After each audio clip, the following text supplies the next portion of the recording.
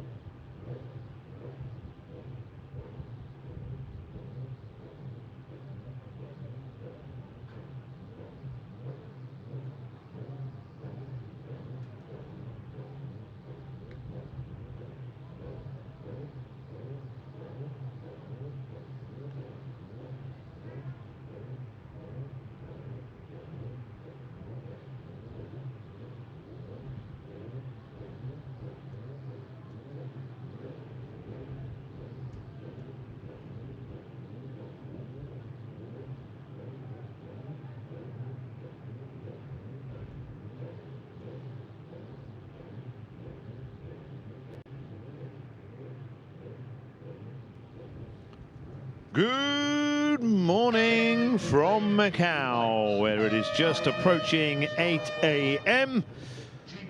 We're moments away from the first qualifying session for the Motorcycle Grand Prix. The second comes later today, just after 4 o'clock. In the past, this session would be at the end of the first day of action at Macau, with Q2 the following morning. It's all changed in 2023. Yesterday, the riders enjoyed free practice.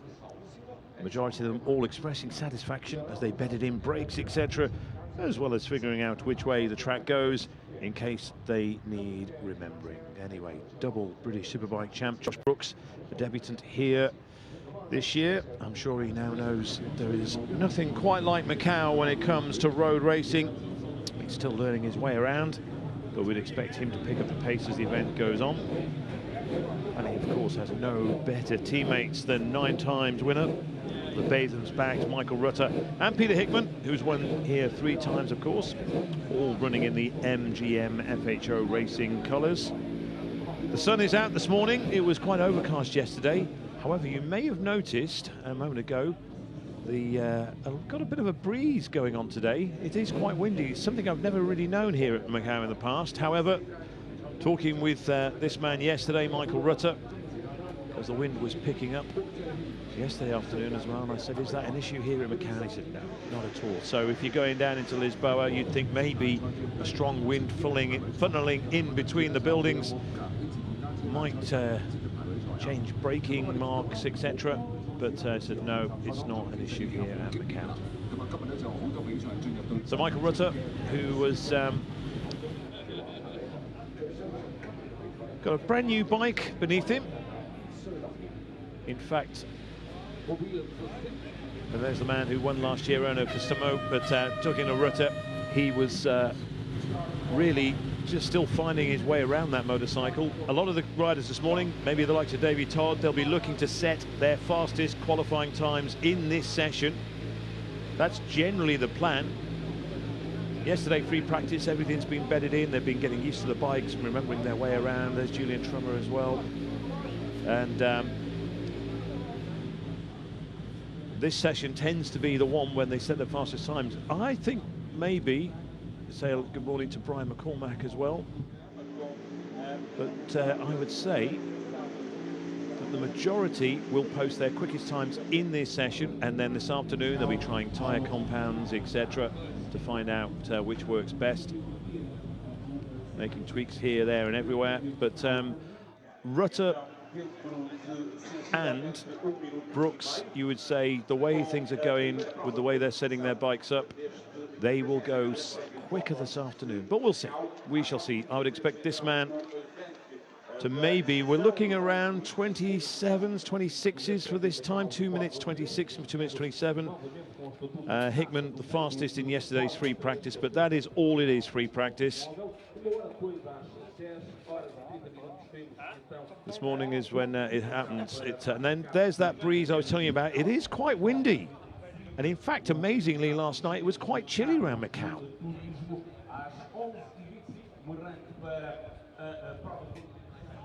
So Nadia shoots. Another, as everyone's waiting, 8 o'clock local time, midnight back in the UK is when pit lane will open. 45 minutes a session. We're just over a minute away from pit lane opening. There's Davo Johnson on the Dafabet Racing machine on the Kawasaki. Alongside him, his teammate Dominic Herbertson. Both of them, speaking with them this morning, both very, very happy with the way things were yesterday. Davo went out, came straight back in, made some adjustments, and they're happy with the way things are going. In fact, I can't think of any rider.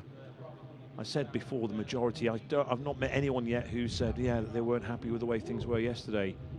Michael Rutter would have obviously liked to have been a bit quicker, but as I say, it's a big learning process for the 9 times winner of Macau. There he is, the distinctive red and white helmet, and he's making sure he's going to be first away. His right-hand man, Warren, alongside him.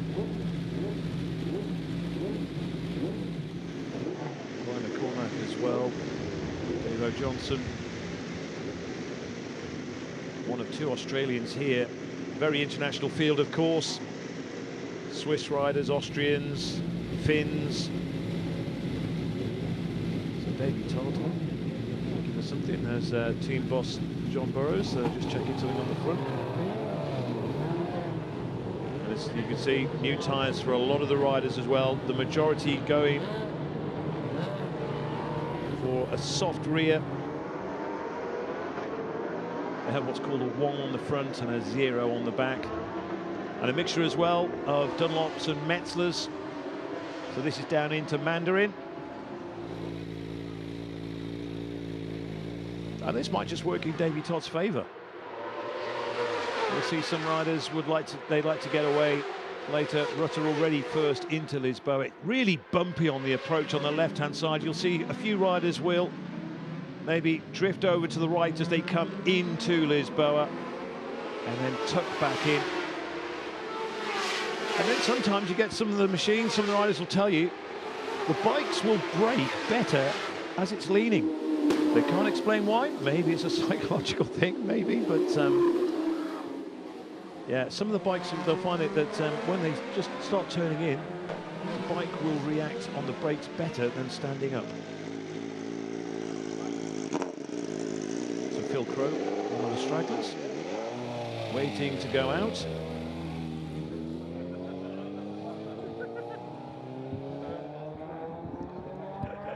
And Peter Hickman, as he did yesterday with free practice, letting the traffic go, he'll run his own.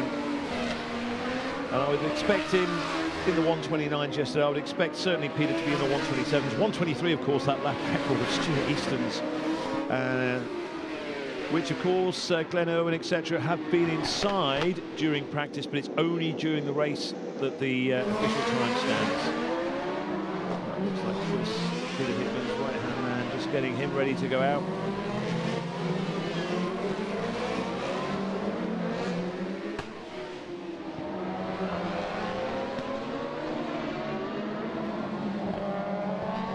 It's amazing, really. There was only 23 riders in this race, but you just look at those pictures, it looks like a lot more than 23.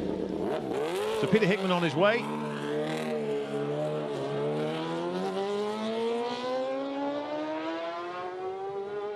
And providing the pictures, they have to stay inside that yellow line, and then they can go onto the track. This is coming out of Melco already. The majority of the field coming down into Fisherman's. Be another 4 or 5 minutes before we start setting proper times, of course.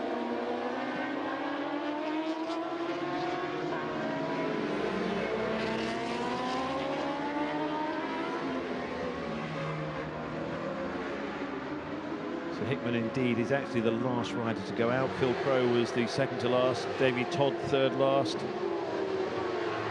Everyone else pretty much in this first group. There was another second group that are just coming down onto Fisherman's now. But here goes Michael Rutter down.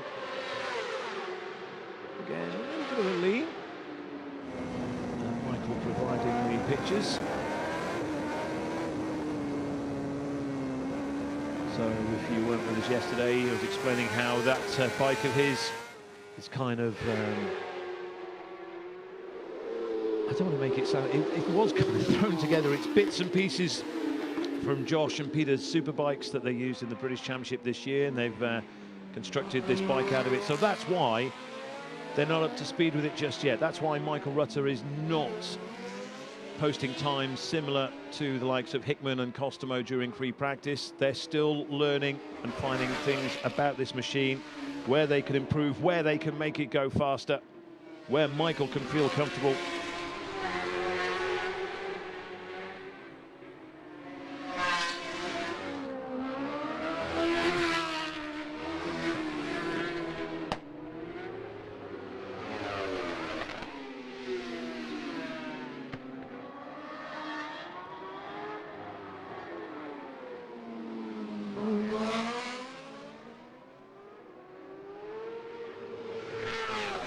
So Michael's gone softer front and back this morning in terms of tyres and settings. Oh, no, no, no, no. Is that Phil Crow? So we've had a bike down, but he's on his feet. So the rider is okay. I don't know if that is Phil Crow. I'll wait for confirmation. But so red flag, session is red flagged. So the riders will come back in, so that's a shame. Just as we were getting ready to post the first times. So we had a completely incident-free session yesterday. But maybe he's just clipped one of those two walls that you have to worry about here at Macau, the one on the left and the one on the right. So the riders will come in. But with 40 minutes, well, they've frozen the 40 minutes on the clock, which is interesting.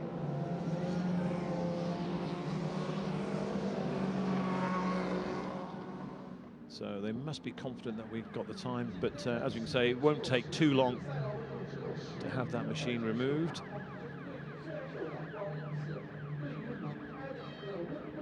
And it does look as if it was Phil Crowe, but the rider, as I say, was on his feet. No, Phil Crowe, it wasn't Phil Crowe. I think, in fact, it might be Mark Goodings. Yeah, Phil Crowe, it definitely wasn't Phil Crowe. I believe it was Mark Goodings. So bike number 17 on the ZX-10 Kawasaki, the British rider.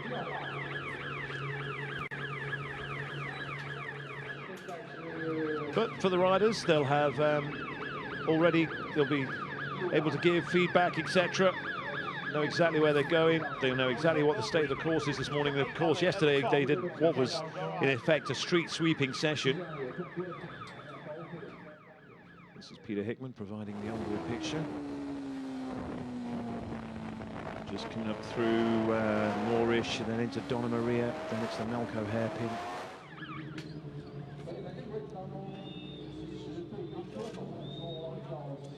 So Mark Goodings then with a kind of, not really a wake-up call, but certainly it's just a reminder of that sometimes Macau can bite.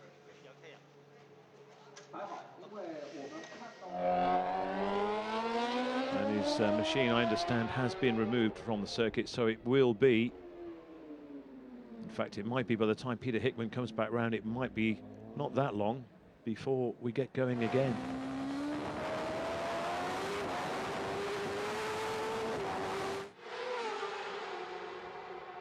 So it looks like it was certainly just on the approach to police, I think, that Mark Goodings had his accident, so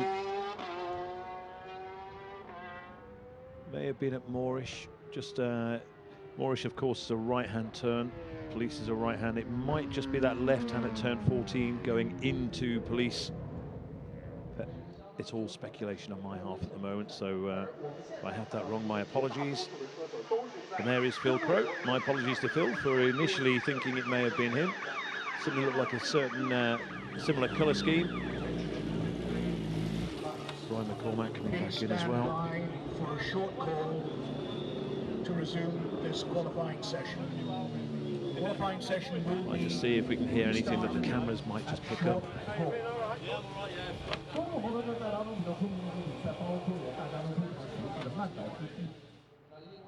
Of course, the car sessions, it's something of a regularity here at Macau that the cars are red flagged. Tends not to happen, thankfully, with the motorcycles. Davey Todd, I think, should be happy with the way things went yesterday.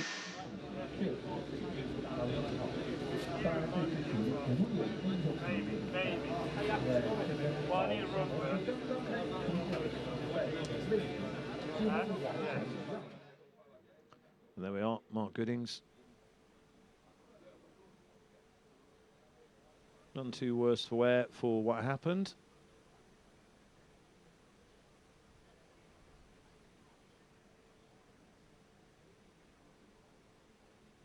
Well, Goodings, a name I always associate with Oliver's Mount and racing at Scarborough. There's Phil Crowe. I was talking about Michael, though, before, Michael Rutter. He's gone softer on both ends. Went on with a hard tyre yesterday, gone with a soft tyre this morning. There's Lucas Mora. And in a bid to get used to the superbike, the BMW. Might just hear what he's got to say here. Yeah, he's all right. That's just my Where was it? Probably hard to explain. Top of San Francisco Hill, drop down, left, next right. Before the fast chicane, if you like, in the middle. Hard to see though, isn't it? With the sunlight. Yeah, that is very true what Peter was just saying there. The sun is low-ish in the sky this morning. That's Paul Williams. Davey Todd's machine. You can see the fact he's still got his helmet on. They expect to go out pretty soon. Rob Hodson, who was at Macau last year, of course. This time he's with Robin Croft's SMT Racing outfits this week. He seemed very happy with the way things went yesterday.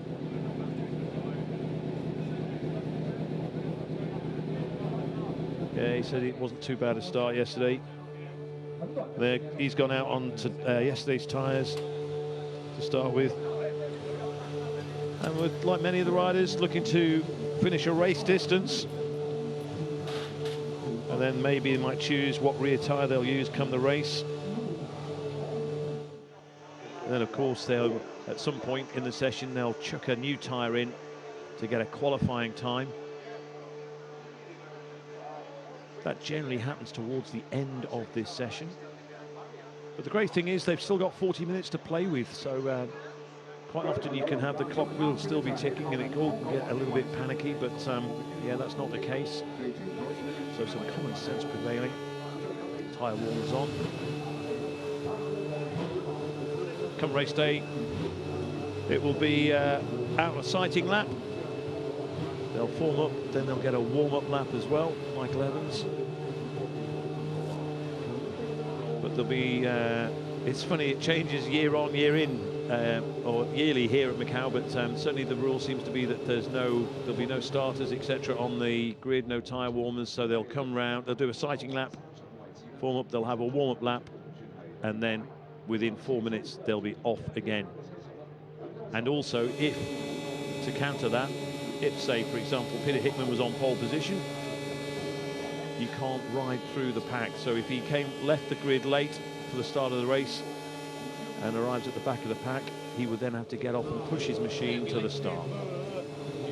I'd lose so much time going through this section, work doing, and I'm just being too lazy on the throttle.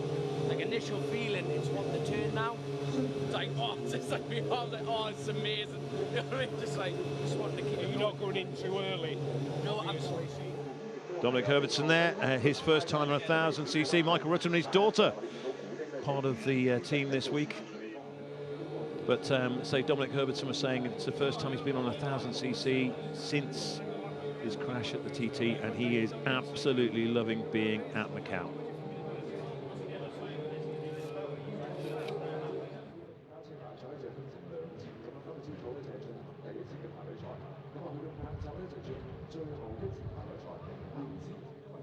So in fact it was turn 10 where where Mark Gooding stopped. So that's a little bit further before Payol and nowhere near police, etc. So yeah.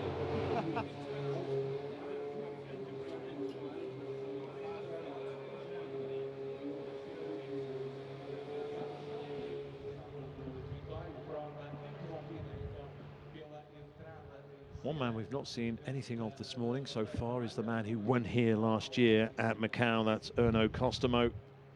Really happy with the way things went for him yesterday. He's looking to put in times of 2 minutes 27. There we go. So yeah, turn 10. It is all much of a muchness upper part of this part of the circuit. A lot of black and yellow. A lot of catch fencing, not a lot to sometimes distinguish. We can see there where he's just gone straight on. It's certainly not, sun certainly was not an issue. You can see from the shadows.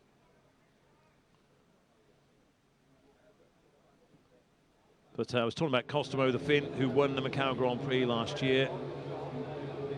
And his goal is to drive towards getting a 2 minute 27 in the session, going with a soft tyre. Making a few changes in the suspension and the electronics from yesterday Dafferbat Racing teammates Davo Johnson and Dominic Herbertson.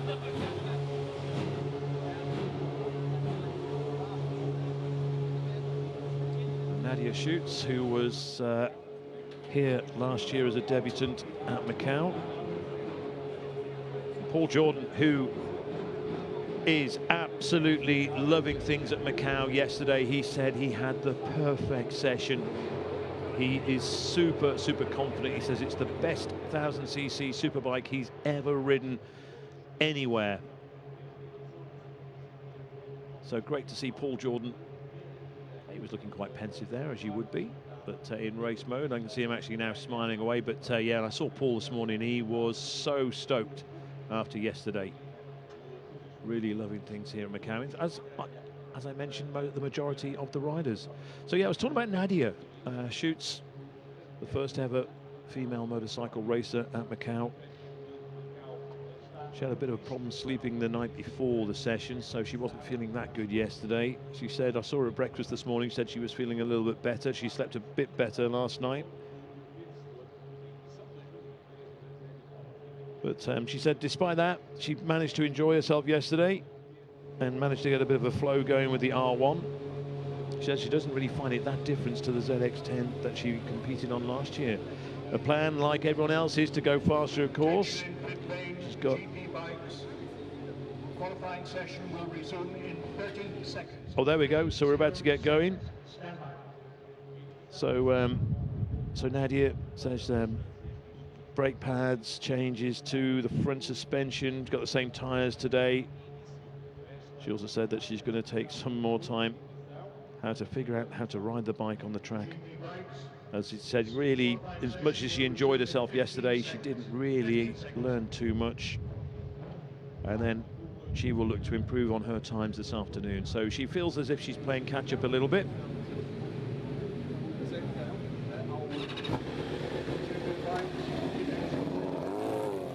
Josh Brooks, who he's one to keep an eye on. So too is Phil Crowe.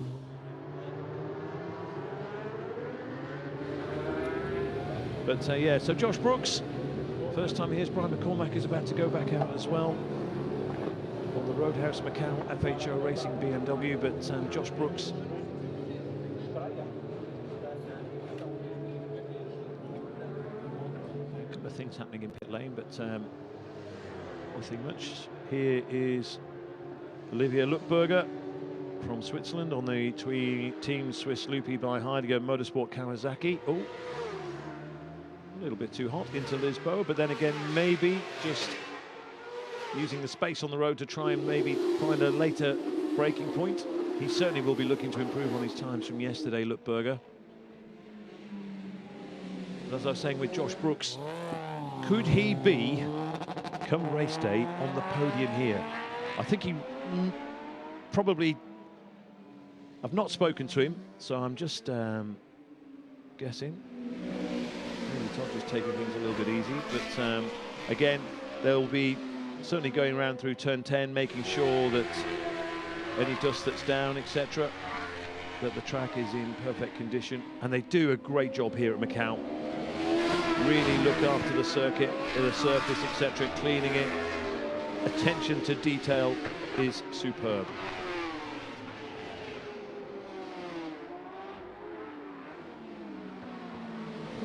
So as I was saying, yeah, with Josh Brooks, I've not spoken to him as he comes through the shop. But it'd be interesting to know exactly what he made yesterday of his first time at Macau, as Hickman and Rutter are about to join the fray. But once Josh Brooks, and he's still learning his way around, but come race day, you would expect him to be up to speed, happy with his settings, and a real contender.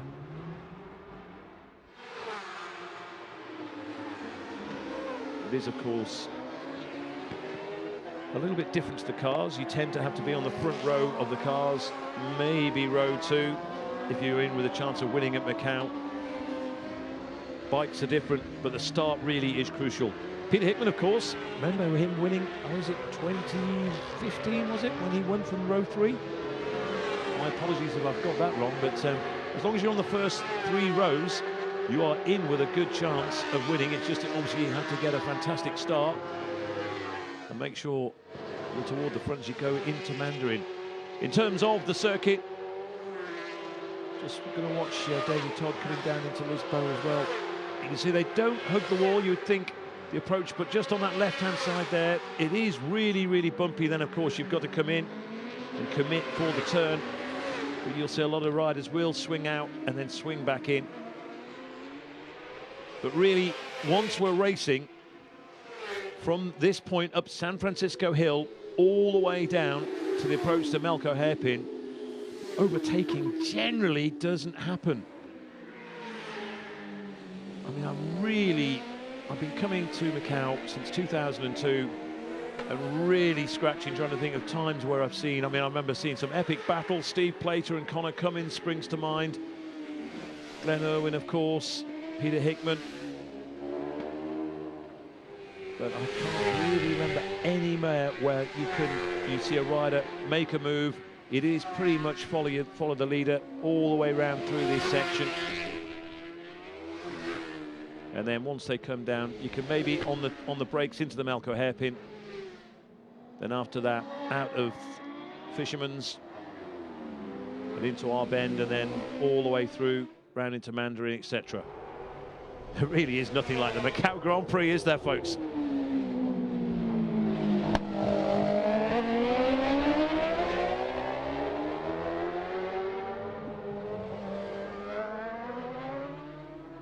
So Davey Todd posting some good times yesterday. He's on the Burroughs Engineering bike that Mike Brown rode throughout this year.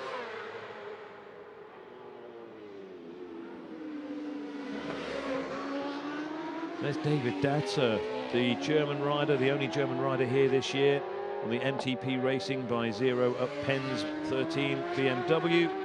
Went so well last year, and he could be a top 6 rider. Even with the added Brits this year, he could well be on for a top 6.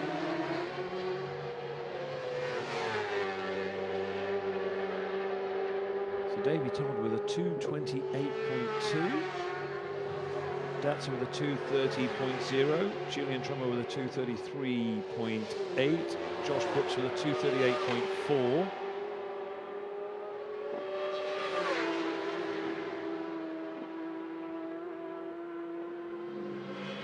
But judging on what we saw yesterday in free practice, you'd be looking at the moment in terms of contenders: Peter Hickman, Davey Todd, and Erno Costomo. Erno Costomo was in the 27s. That's what he's looking for this time. He was on a superbike last year. He's on a super stock this year. It's a trick super stock. I think maybe with a few little bits and pieces, some superbike parts perhaps. But he won. Really hitting around the 27s. He will have to go faster than that this year if he's going to reclaim his crown. Or so you would think.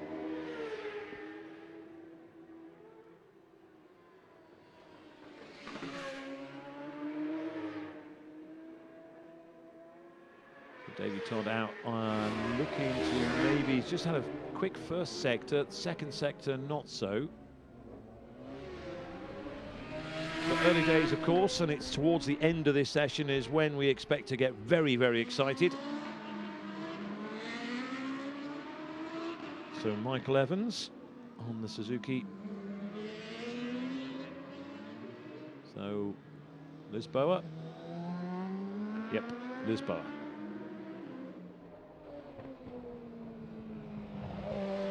Not too much runoff, if any, really, anywhere else around the circuit. So, yeah, it had to be Lisboa. As I was saying, this is the Melco Hairpin, very famous. It really drops down on the right on the inside of the turn. So here comes Datsa. That looks like the Frenchman Timothy Monod behind him as well. And I'm sure the riders will be saying the track's coming to them a lot quicker today because, of course, they had all the F3 cars and the TCRs and all the touring cars, etc. were on the track yesterday, putting down lots of rubber. We've had no rain at all since then, so all that rubber will remain. And the surface will be getting better and better and better. Hickman just does a 2:30.0, but he's just on a fastest sector. First sector is just, it comes down to the approach to Lisboa. That's where the speed trap is as well. If you see any speed trap information, it's just before Lisboa. I'm trying to think who it was yesterday, did 299 kilometers an hour, but that was because they ran straight on at Lisboa. Was it Michael Rutter? I think. So you're looking at 275 kilometers an hour. Generally comes up, there's the top speed on the speed trap going into Lisboa, or the approach to Lisboa. Now then, last time these two were on a racetrack before this weekend was in Imatra in Finland. Erno Kostomo, the king of the Imatra, Peter Hickman, the king of the Isle of Man. But who will be the king of Macau this year? That title currently belongs to Kostomo, the Finn. Josh Brooks said he was following Kostomo yesterday, said he was impressed with the way the Finn looked very smooth going around. So here we are into the hairpin.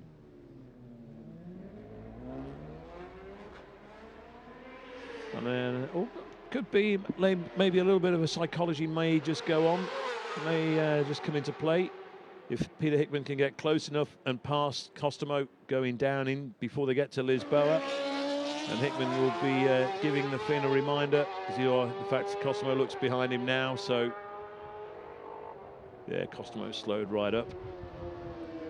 In fact, good thinking. So he's now going to follow Hickman around and learn from Peter Hickman, because Kostomo, having won here, has never gone as fast as Hickman has in the past. So we now see where Hickman is strong and see where he can use the track to his advantage. So good work, good thinking from Kostomo. Whether he knew Hickman was there or not, this is riding with Hickman into Mandarin. Super fast.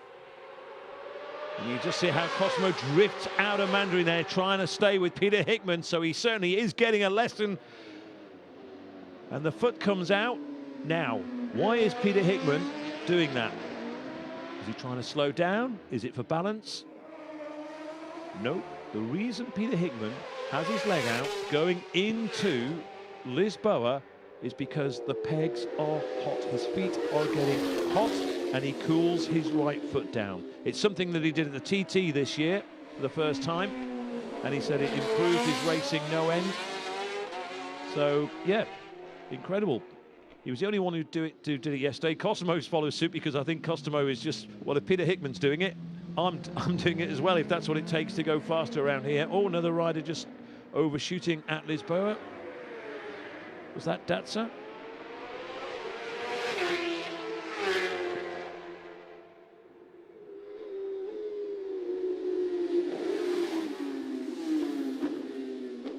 Davey Todd with the fastest time of this session, 2:28.2. Hickman, by the way, was a 2:29.0. But I think we'll keep an eye on Peter Hickman as well, because he has certainly done a couple of quick sectors, sectors 1 and sector 3, which is from maternity on the run up towards police. Hickman will be coming around soon. Here he is. So here's Peter Hickman. In and out of the hairpin. So sector 4 just coming now. In fact, no, it's not gone any quicker through sector 4. Kostomo stayed with him though.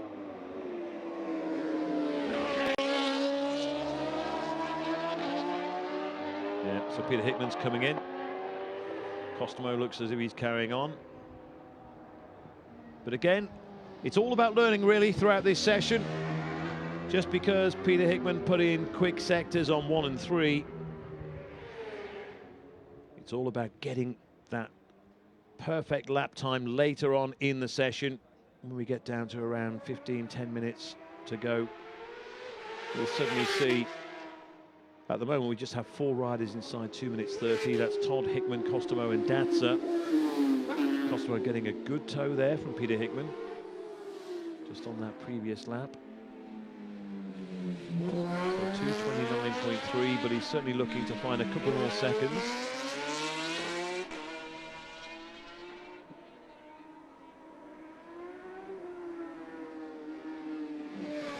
So here's Michael Evans,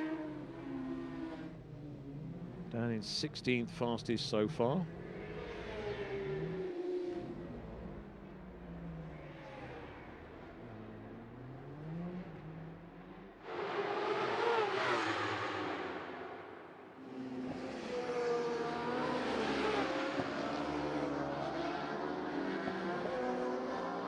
And 16 just going through Paul Williams.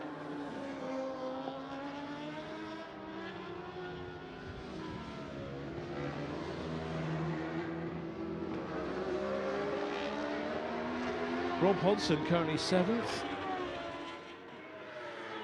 Quite happy with the way things went yesterday. Paul Jordan 8th fastest, Julian Trello 9th. Quite a few of the top 10 are in pit lane at the moment.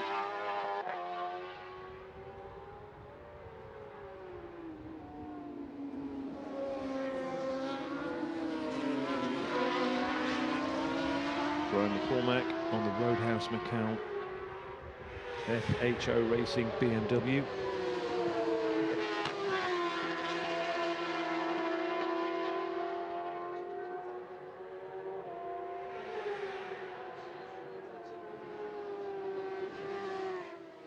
There's a Superbike engine in that machine. Stock chassis. It's on Dunlop tyres. Made his debut, what, 10 years ago?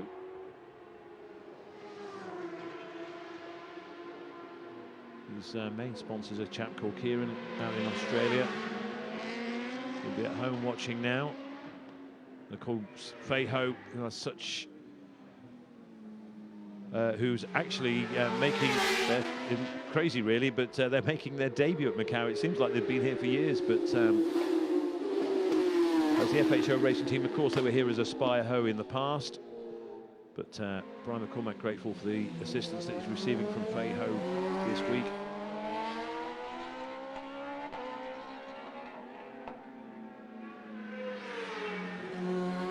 So this is the elevated part of the Guia circuit. They come out of Lisboa, they make that climb up the steep San Francisco hill. The TV cameras really flatten it out somewhat. But they then say they ride on this part at the top. And all the part below, it's incredible, is reclaimed land. There's a lighthouse up here on this part. So we're riding with Michael Rutter, the Batham's backed rider. This is, I was just talking about out of Lisboa, and this is San Francisco Hill. Yeah, just see a little bit there. It actually is a bit steeper than that. It really does rise. It'd be nice to stay with Michael for a little bit, maybe with the onboard cameras if we can, and having said that, the director chooses not to. But here's Josh Brooks, still finding and feeling his way around Macau. Michael Rutter went out on both Josh Brooks and Peter Hickman Superbikes at Donington before coming out here to get a feel as this bike that he's on was being put together, just to get used to the Superbike, the BMW again.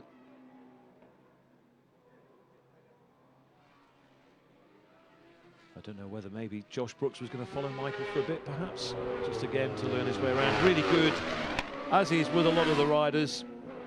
All good camaraderie, all willing to help each other.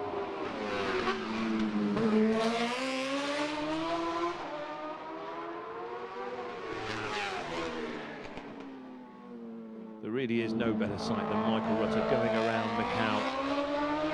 Such a smooth rider, it's got to be natural. Comes down into the hairpin.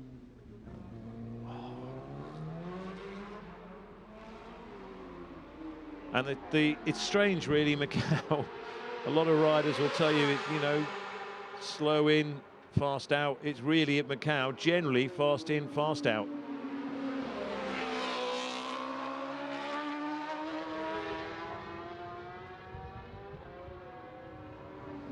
One thing that never gets mentioned as well, you never read about it or hear too much about, is really, so we're talking about lap times, so average speeds.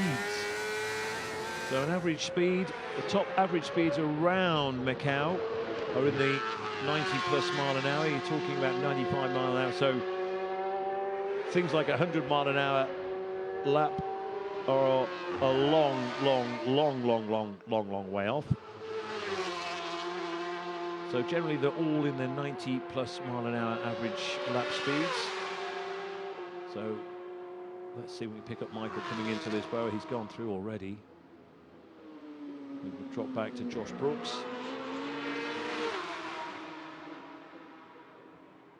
So here comes Josh. Still learning his way around, and you can see that he really did stick over to the left. It is quite bumpy on the left-hand side of the road. It's a lot smoother just to the right of that.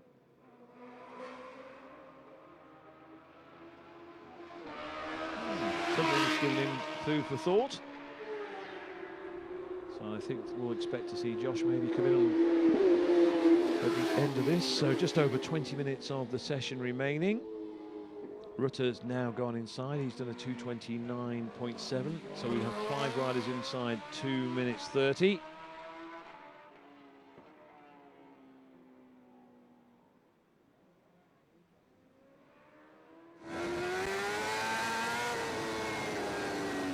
No one has ridden more laps on a motorcycle around Macau than the man we're currently witnessing on screen.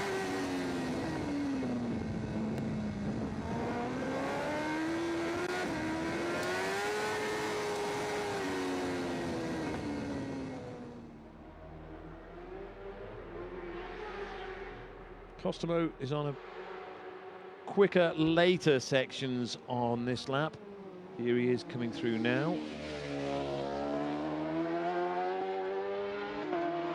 So Hickman's gone back out as well. Davey Todd is still in.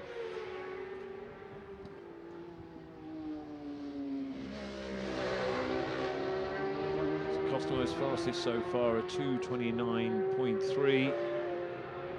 And he does a 2:29.1, so 2/10 faster for Costomo, keeps him in 3rd place, keeps him behind Hickman and Todd.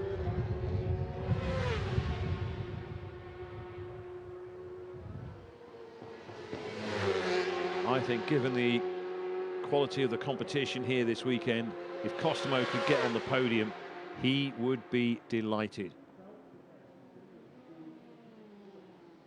The question is just, I think maybe, can Josh Brooks get up to speed as quickly as Costomo can? Now, of course, Costomo didn't make his debut last year, did he? In fact, he crashed here back in 2017, I think. Certainly a few years ago. But last year came back and won. Maybe you'd have to say Josh Brooks would be looking to, perhaps, if he is going to make an impression at Macau this year, certainly be looking to match his times. Brooks, though, still in the 2:35s at the moment. He's in at the moment as well.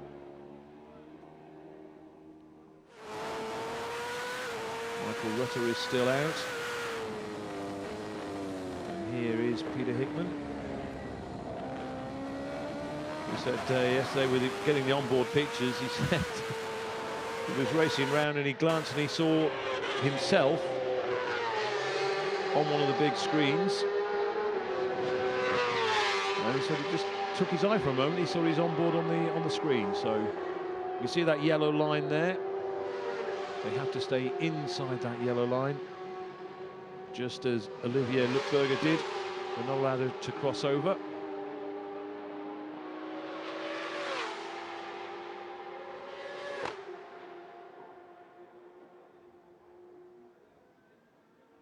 Peter Hickman is on a fast first sector. So Peter Hickman doing a 24.0 on the first sector. It's on the approach to Lisboa. So it could be the fastest lap of this session. Could be about to happen. Traffic always plays its part, of course. Has to be taken into consideration, but as I mentioned earlier, getting pole position, brilliant confidence booster, etc. not necessarily essential at Macau. Just make sure well, you want to be on the front row, of course. But even if not, second row is not too bad. Neither is third. And having said that, Hickman does a fast sector. His second sector not so quick. The run up through Lisboa to maternity.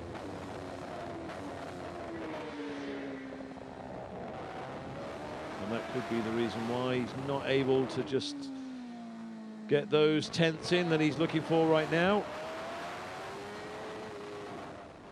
You really need, for the best run, you need from Lisboa all the way to Melco, you need open track, no one ahead of you.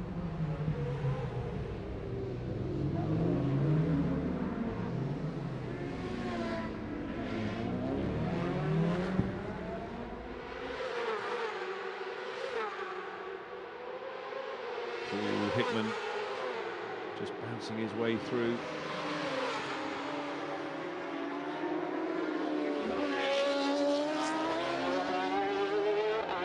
So Peter Hickman on bike 80, bike 88. So he's staying out, of course. So Todd still with a 2:28.0. Todd is in the pits as things stand at the moment. And Hickman does a 2:30.0. So a second off his fastest time then.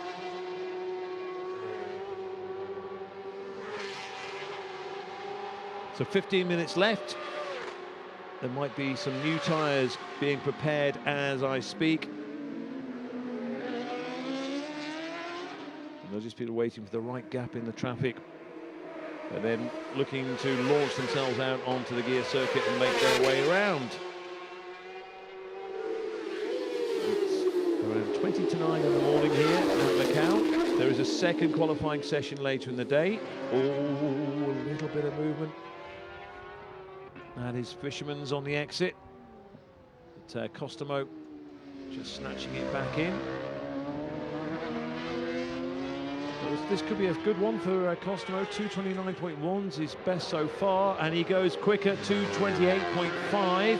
So 6/10 faster on that lap for Costomo. He's the fastest on sector 3, which is maternity up toward police. So here he goes down through Mandarin. Will he adopt the Peter Hickman chucking the leg out as he goes into Lisboa? Just the foot off the pegs. Oh, snatches as he just hits the brakes, hits the clutch. There's a lot of snatching going on there for Costomo.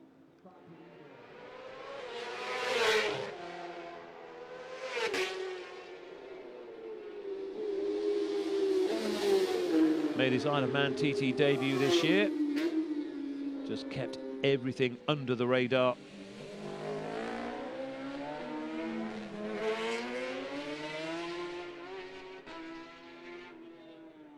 As I may have mentioned earlier in the session, he was on a superbike last year and he's got a stock engine this time around.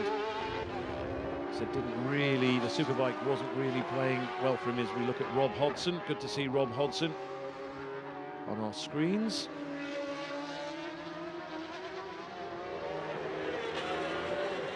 So Rob Hodson goes 7th fastest to 2:30.6. So I think he's happier now. Every sector, he was quicker in on that lap. So too was Julian Trummer, who goes 9th fastest. Still Davey Todd, though, holding the #1 position. Well, I think we're going to see the ante being up now. So Rob Hodson into Lisboa. And Hodson goes quicker again on that sector, so he's certainly twisting the throttle just that little bit harder. So it's Todd, Costomo, Hickman, Datsa, Rutter, Crow, Hodson, Johnson, Trummer and Jordan, the top 10. Todd and Rutter are still in the pits, but we are coming up to the 10-minute mark.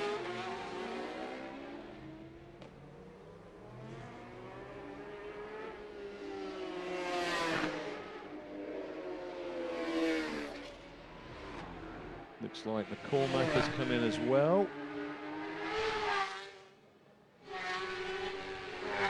Dominic Herbertson, I think, is in as well. I think Michael Evans, is it, that's in as well by the looks of things. Paul Jordan's just gone back out, bike 22.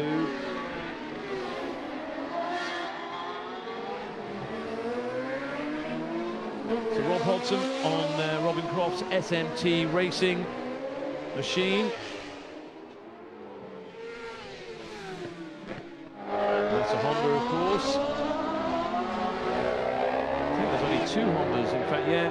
His and Julian Trummer, the only Honda riders here.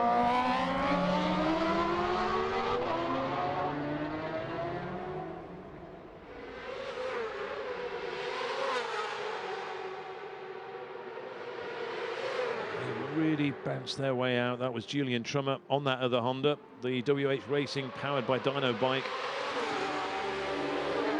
David Datzer just coming out of Fishman's, looking for a little bit of a tow perhaps.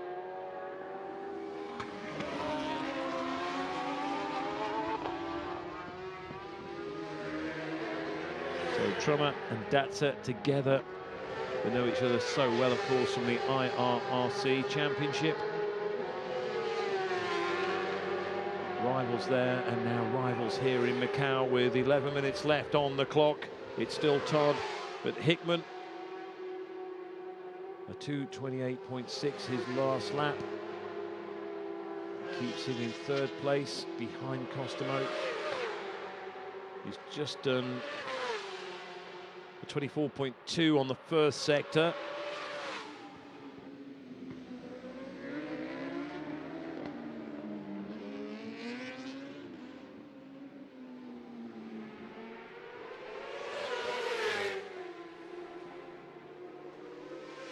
Still quite breezy out there as well, and I really don't think that it plays any kind of part here at Macau.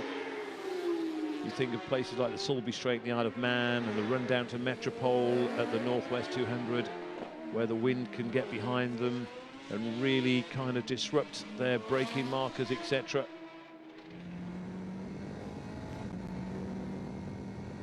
But yeah, it was getting a little bit windy yesterday afternoon. And I was wondering, I just wonder whether that wind might funnel its way through, perhaps, say, to somewhere like to Lisboa. Both Michael and Peter Hickman said, no, you don't notice it at all. Makes no effect.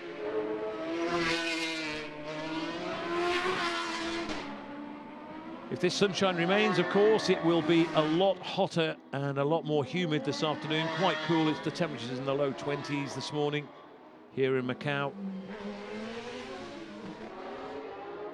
But it might just become a little bit sweaty this afternoon. So Phil Crowe going well. His best is a 2:29.9. And he may be looking to improve on that on this sector. And it might just push him ahead of Rutter on the leaderboard. Datzer still in 4th place. Hickman did a 2:28.6, so again he's just upping it a little bit, and I think Peter Hickman would be looking for 27s in this session at the very least. But they're not panicking, they're just tweaking. David Datzer comes in, Julian Trummer stays out.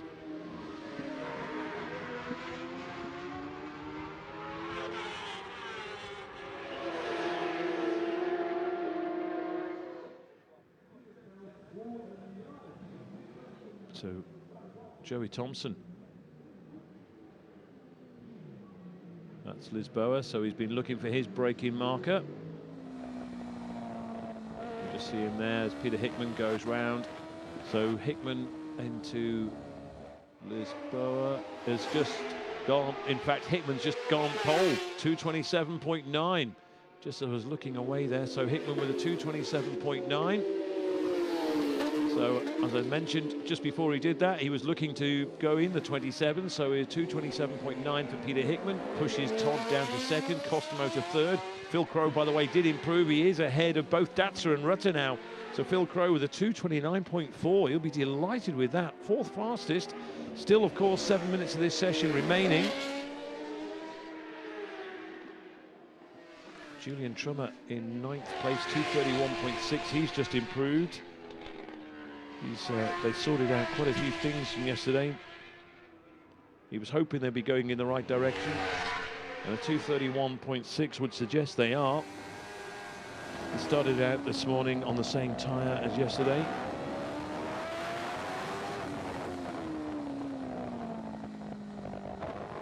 The softest tyre is kind of known within the paddock as an X, as Hickman goes past Nadia Schutz.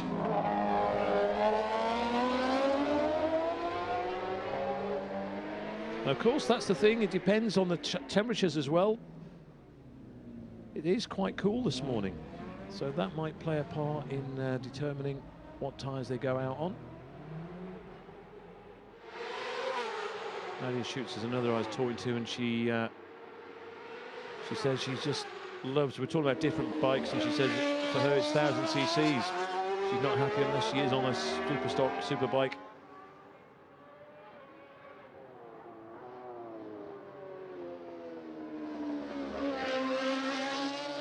Michael Rutter, who is just picking up the pace a little bit on this lap as well. He's just done a 28.6. He's just done his fastest second sector.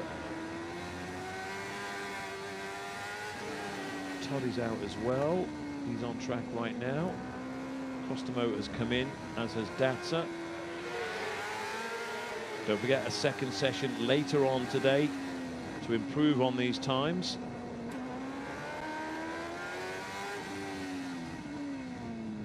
Hickman does a 24.0 on the first sector. Rutter again, a fast third sector as well.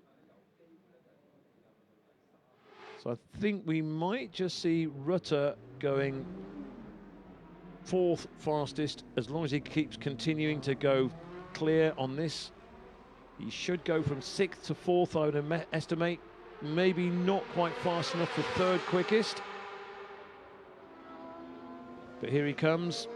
So Michael Rutter into Fisherman's.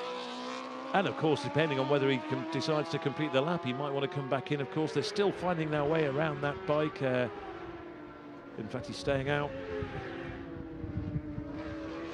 John McElroy says they're still learning their way around, but it's all going in the right direction as far as things are concerned. And Rutter does indeed go fourth fastest. A 2:28.9 for Michael Rutter. So Michael Rutter, fourth quickest, as we see Davy Todd.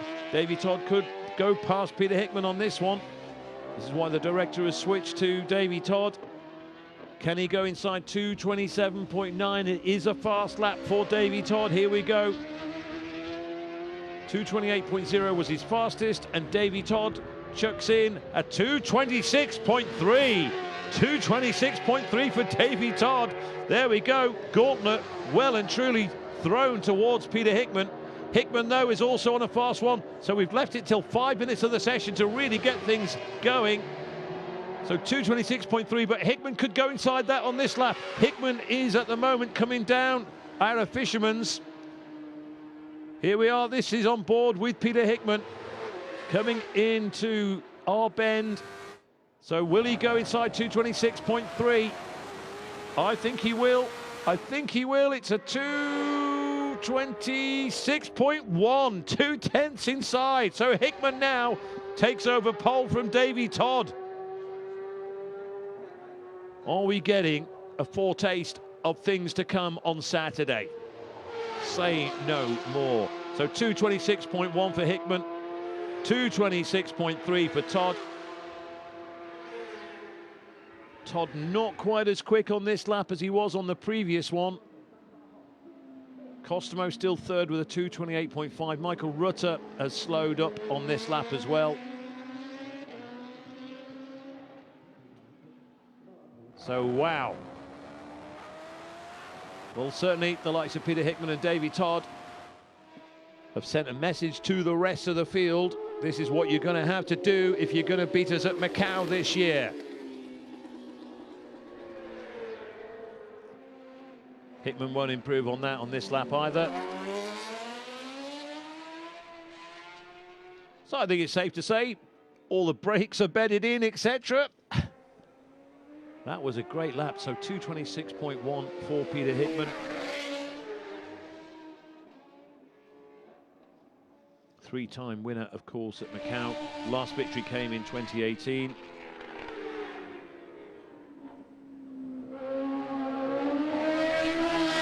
Kumho is in the pits, a lot of riders are in the pits, so whether we'll see much more movement on this leaderboard remains to be seen. Yeah, Davy Todd has really slowed up on this lap, so he won't improve on 2:26.3. So just under 0.2 of a second off the time set by Peter Hickman, 2:26.1.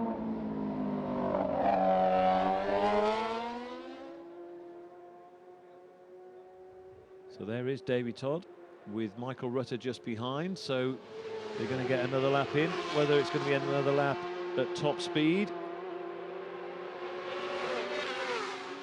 Rutter certainly looks quick. You see there, just Michael Rutter just a little bit out. Todd electing to stay on the bumpier side on the left.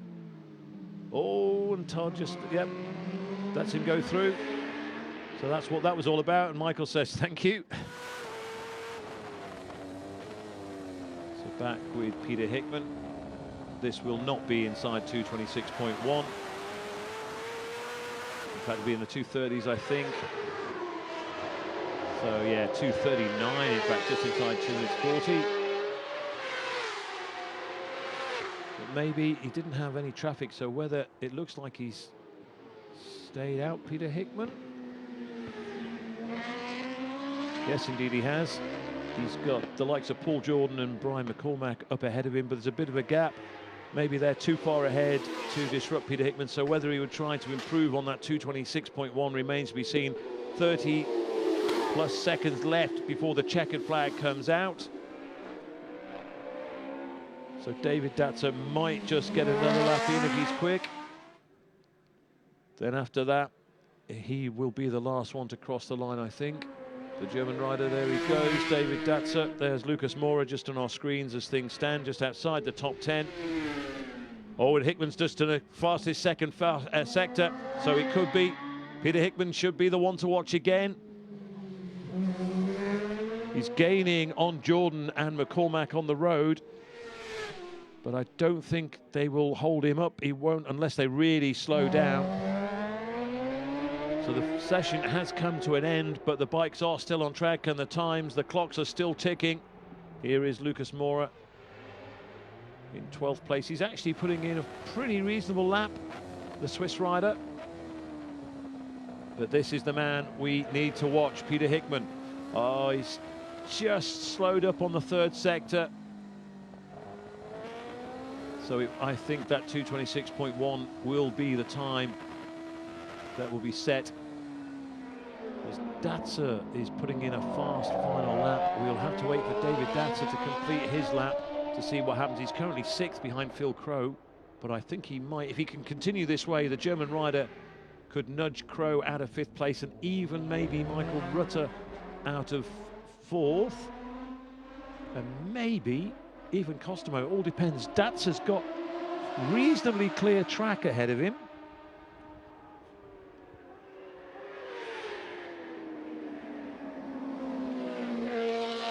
So very sedate looking Peter Hickman coming in to take the checkered flag. In fact, he'll just come straight in. He won't bother with the checkered flag. So Peter Hickman holds pole position. David Datzer, we have to keep an eye on 55 David Datzer. He's just put in the fastest of any rider at the sector 3. He's just done a 31.4. He's done 2 personal bests on the first and second sectors. David Datzer is leaving it. Here he is now. Datzer, he is certainly going to improve. He's just done another fast sector 4, 33.1. So this is going to be possibly 3rd behind Todd and Hickman. So here comes David Datzer to take the checkered flag now. His best was a 2:29.5, and David Datzer crosses the line, does a 2:26.7. There we go. So Datzer goes 3rd fastest. Wow, wow, wow, wow, wow. He will be beaming in that helmet as soon as he finds out there What a lap from David Datzer. We've been talking about Hickman, Todd, Costomo, etc. But David Datzer has just gone, hey, don't forget about me. Went so well at Macau last year, and he's just put in a 2:26.7. That is impressive. Very, very impressive.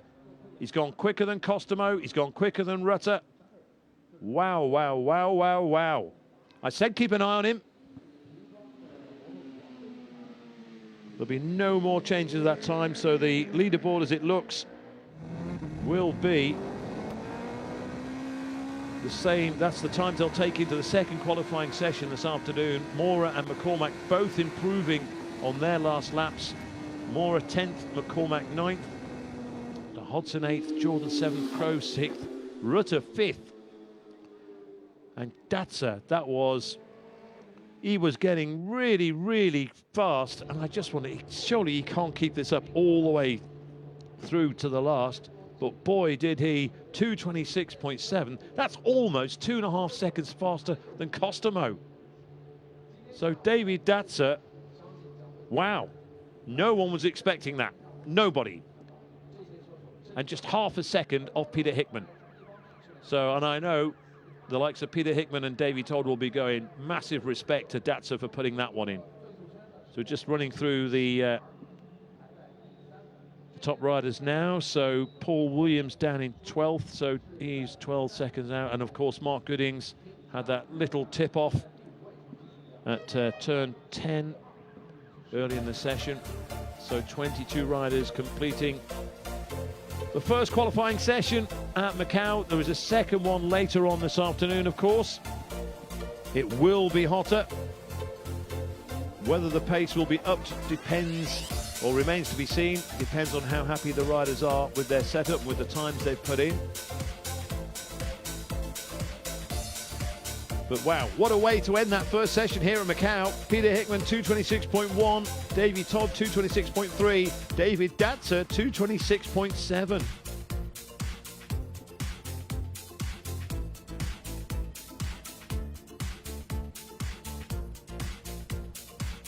And all BMW top 3 as well. In fact, Costomo is also on a BMW. So too is Rutter, Phil Crow, Paul Jordan, bike 22, also on BMW. And Rob Hodson, the fastest of the non-BMWs, so on the Honda. So Rob Hodson, 8th fastest on the Honda, the fastest, as I say. So the top 7 all on BMW here at Macau. And of course you got McCormack is also on a BMW. And then Lucas Mora, bike number 18, of course, on the Kawasaki.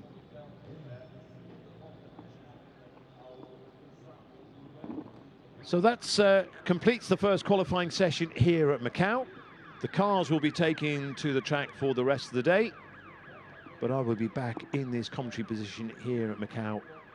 And if the sun stays like this, it will be a much hotter day later on today.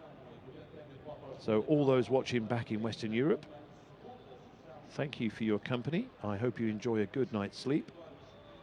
And when you wake up tomorrow morning, we'll be ready for a second qualifying session here at Macau. I'm Dave Moore. Thank you so, so much for your company. And I look forward to sharing it with you again later today. What a great session. And I believe there's more to come.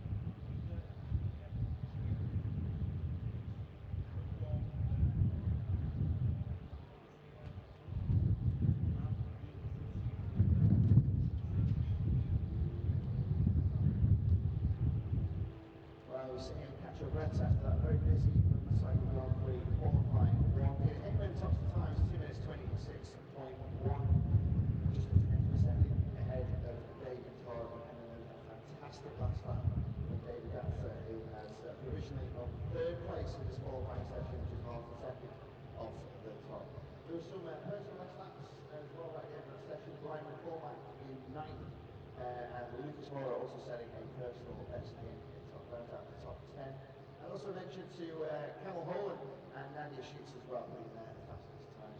And great to see Mark Goodings, of course, on his feet after that spill that brought out earlier in the session.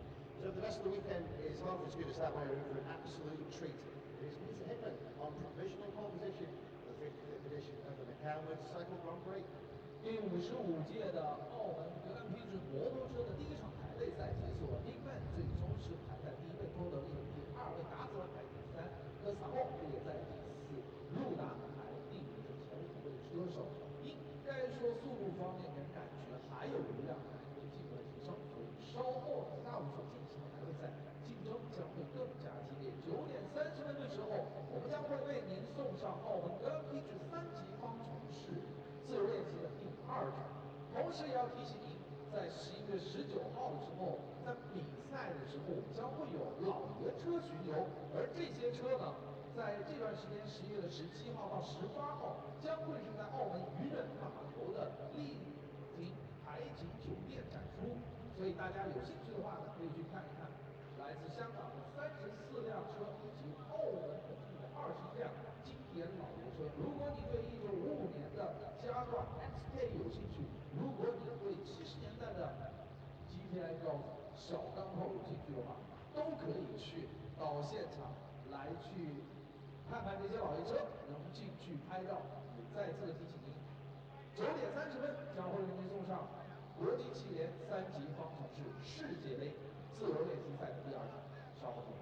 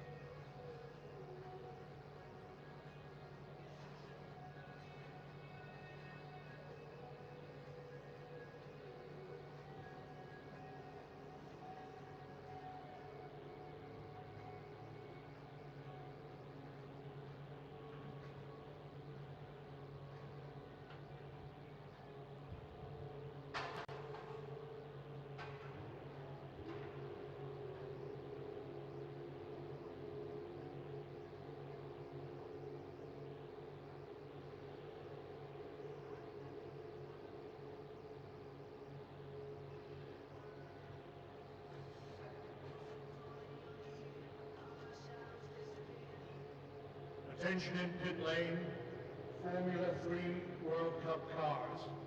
15 minutes to start a practice.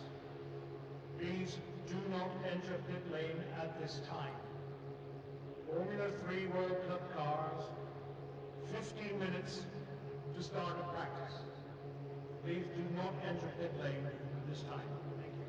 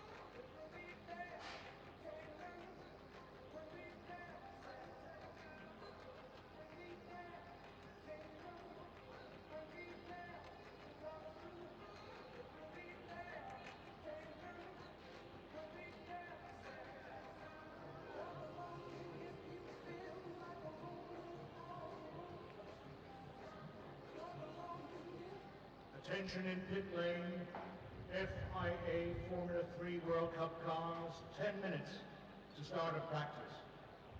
FIA Formula 3 World Cup cars, 10 minutes to start a practice.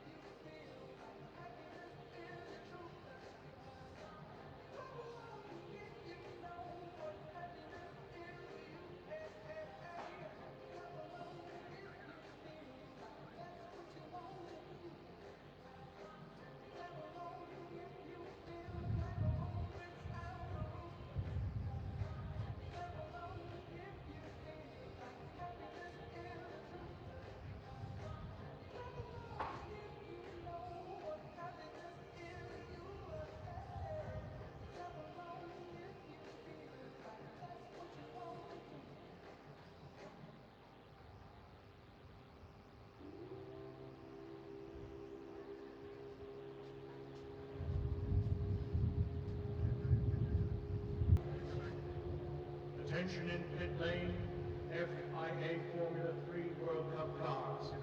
5 minutes. A very good morning to you and welcome to a sunny Macau on day 2 of the 70th Macau Grand Prix.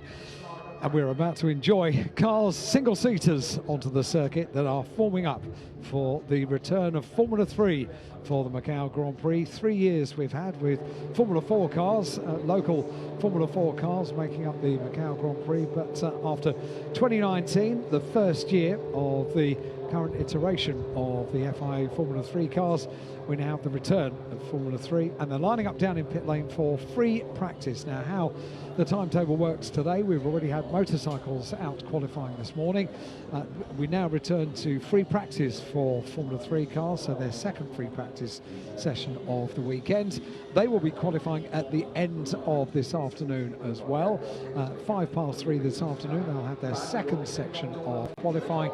They had a quite thrilling session of qualifying at the end of yesterday afternoon. Blue skies, lovely sunshine, but very chilly for the area and the time of year. We have an air temperature of 16 degrees. In the commentary box is David Addison. Are you warm enough? Glorious summer's day, isn't it, for an English person? Yes, it's much sunnier and warmer much sooner than we've had over the previous few days. So the track I think they're going to be on today is certainly going to be a very fast one. Whether, because of the temperature, we end up with a slightly slower second qualifying session, we'll have to wait and see. But it does suggest that the temperature today is going to be higher, and that might have the effect of just strangling the pace of the cars a little bit. Either way, it's going to be fascinating, isn't it? Because yesterday we had a number of drivers in Q1 putting themselves in strife, and people like Sebastian Montoya, people like Zane Maloney, who picked up damage. They've both got a lot of work to do. At least Maloney has a banker lap. Montoya didn't really even get to that point. He was a very early casualty into the tyre barriers. Certainly was, and that is not what you want to do on the first day of 4 days of competition. You do get plenty of track time over the course of the 4 days. However, you have to make it count, because when you're in free practice sessions, the clock continues to count down. In qualifying, it stops if there is a red flag, a stoppage to recover a car. In free practice, that is not the case. Having a look at Marcus Armstrong, a returnee here to Macau on the Guia circuit, the New Zealander, getting ready, mainly when you grab a quick look at single-seater drivers before they go out. They're deep in thought, they're visualising. When we see the touring car drivers, they're always ready with a wave for the camera. But look at that, Dan Tick's a double winner here at Macau. Deep in thought, visualising the outlap from the pit lane, getting onto the circuit, what it's going to be, where he's going to be turning, all of those kind of things. And pretty much that's what a single-seater driver will do.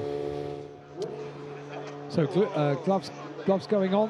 The final preparation to get the cars out on circuit. As we say, we've already had bikes out on circuit. Very chilly temperatures for them first thing this morning. It's a pretty high wind, and not only a high wind but also sunshine glinting off the water around the Guia circuit here at Macau.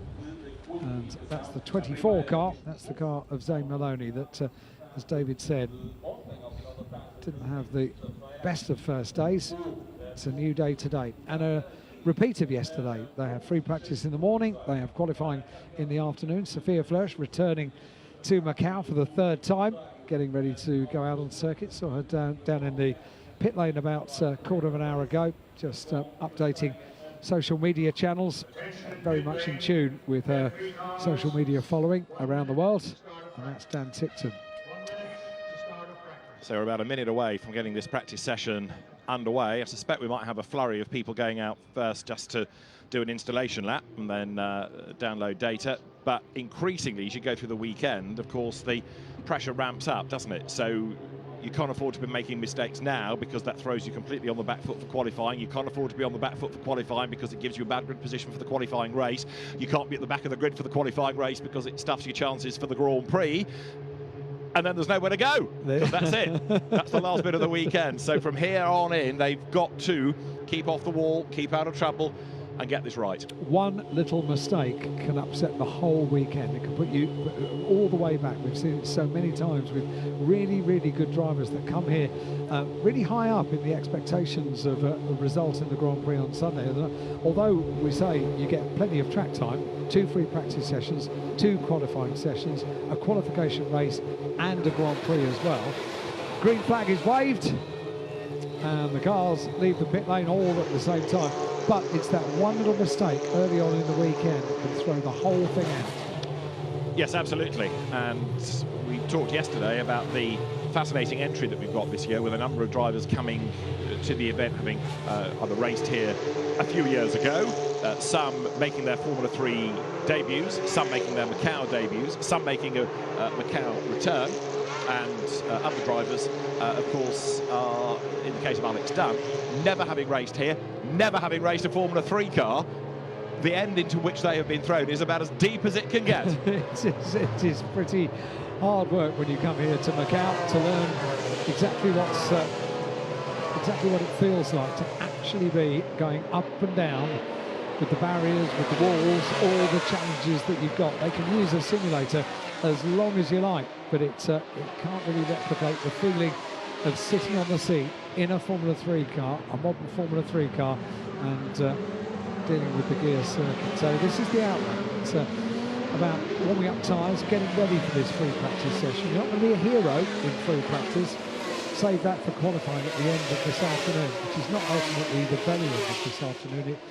Formula 3 cars were due to be with their qualifying session the very last thing, but we've now got a second qualifying segment for motorcycles right at the end of today. So Formula 3, the penultimate cars that will be penultimate racing vehicles that will be on circuit, and motorcycles ending up the day. I only learned that just this morning speaking to our motorcycle counterpart, Dave Moore, as he left. He said it's not the end of qualifying for bikes, back at the end of today. Yeah, I thought I heard something about the first part of qualifying. Yeah. Anyway, what you will see at the moment, if you're looking, thinking, gosh, they're going really slowly, is that we are having a virtual safety car period, like we did in FP1 yesterday, just to test the system, to make sure all the lights are working around the circuit, and to make sure as well that the drivers understand how to do it, because I know many of them are racing in F3 this year, or indeed in F2, but for one or two of the newcomers that are stepping up to this level of racing, we just need to make sure the officials that everybody is, what we say these days, on the same page. On the same page with the right way of looking at it. Now, Dan Tipton, he's got to come here as one of the favourites for the Grand Prix title. He's gunning for 3 titles. He's won twice already. The first one was part of history. Certainly, if you haven't looked at it already, have a little search for it and find out Dan Tipton wins it at Macau. It is quite superb. You don't have to watch the whole race. I suggest you do, but if you want to just go to the final lap, I think that's all you need. It's just superb, absolutely superb. But he, in qualifying, he's been driving Formula E cars for the last couple of years. They're pretty different to an FIA Formula 3 car. Right. An awful lot quieter, yeah. Yeah, I had to just put earpieces on when I watched the motorcycles. They are very, very noisy indeed. Yes, I've had a new vantage point to go watch on the outside of reservoir, and the speed through there sounds quite magnificent. And it is a circuit, this. I know everyone tells you how wonderful Macau is. It looks great on pictures, but when you stand and you watch other cars or bikes around it, you do really appreciate just how good it is. Damage already, look, has been picked up by Luke Browning, so he bounds for the pit lane. How on earth did that happen? Well, one would suspect he's brushed against a wall or a tire stack or something, but that's going to lose him a few minutes. And we've got a car park at Macau hairpin, which has been triggered by the look of it by the Prima liveried car of Paul Aaron. So there's a yellow flag at the Macau hairpin. Now, normally at this point, Alan would tell you that there's a yellow flag there to tell you that you're not allowed to overtake, but that's all fine as long as you've got enough lock to get round the hairpin. And if you haven't, then this is what happens. You get a complete gridlock. So now Sophia Fleur, she's trying to wriggle backwards, and others are trying to wriggle backwards as well, so they can get basically clear of the melee. But this is Paul Aaron then just coming into the hairpin. So you've got the three Prema cars, and each one sort of goes wider and wider, and he came in too deep and then just couldn't turn. It was as though halfway around the corner it stopped turning, and then look, others have to scatter in avoidance there. So the road blocked for the moment, but hopefully if they can hook reverse gear, fish themselves out of the mess. Oh dear, no they can't. At some point in a moment I rather fear the race director is going to have to make a call, because people will be arriving on the scene, and the danger is that, okay, yes, it's all very well saying let's sit and wait, but if people stall then it just elongates this situation, and we now have a genuine virtual safety car period. This isn't a test, this is because of the... This is not a drill. No. This is for real this time, and it's all because now Oliver Goethe in the Red Bull car number 17 from the Campos Racing stable, and Sebastian Montoya need moving. Now Montoya, in theory, ought to be able to go through the gap as long as he's fired up the engine. Goethe is a bit stuck, so Sophia Flörsch's car is the one that's being pushed back. Now, of course, the drivers hopefully could roll downhill here and kickstart the cars that way. So there is a sort of plan. The marshals know how to retrieve all of this. And it's interesting, is it not, that we've gone VSC rather than the kind of panic red flag that you might have anticipated in race control. So Ruben Marquez, who is the race director, keeping an eye on all of this. And by making a virtual safety car period, it means that everybody else on the lap is going slowly enough to hopefully arrive here when the road is clear. But it's taking a bit longer to get Goethe's car, because they've got to push it up the hill. And they don't want everybody else to go through the gap, because then they'd be at a speed which would endanger the marshals. So, yeah, what do we do next? And Paul Aaron's car just isn't for moving. Right, so this is Dan Tickton under the VSC conditions, but in a moment or two, I think he's going to have to join the car park, isn't he? The double Macau Grand Prix winner. Rode in Carl in the team, rode in the New Zealand ownership now, David Dicker's company. Red flag. Oh dear, can't do it. No, can't do it in time. You're just going to get a queue of cars, and gradually it is sorting itself out, but it's just too big a mess. And a reminder to teams to tell their drivers to turn off the engines at turn 19 if required. But anyway, the road has now cleared itself, but like all these situations, just a fraction of a second too late. So yesterday, Gabriele Mini was the hero. He was quickest in free practice, and he was quickest in qualifying. We got the times down to 2 minutes 5.5. Okay. It was odd the way that Paul Aaron's car didn't want to turn, so whether there was something down, but I found that odd after only the bikes this morning. We'll discuss. Yesterday's casualties, in FP1, we had into the wall at Lisboa, Lawrence van Herpen, who is new to Formula 3, FIA Formula 3, and 3 red flags came in qualifying. Sebastian Montoya, then Uga Chukwu went up the escape road at Lisboa, and Zane Maloney hit the wall at Police. So I shall add now to our red flag list FP2, and who do we attribute that to? Paul Aaron and friends, really. I didn't get the chance to have a look again, but it looked like it was just... okay. So look, he gives himself loads of room. He turns halfway around the corner, and then it just drifts out. It just goes straight. Yeah.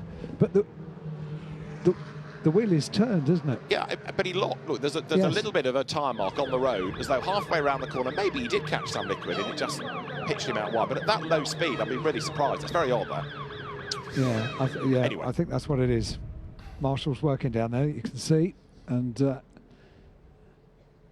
right, so who's something's car? happened there. Yeah, that's liquid, all right. So whose car's that come out of? Interesting, interesting, interesting. It really is. Yeah.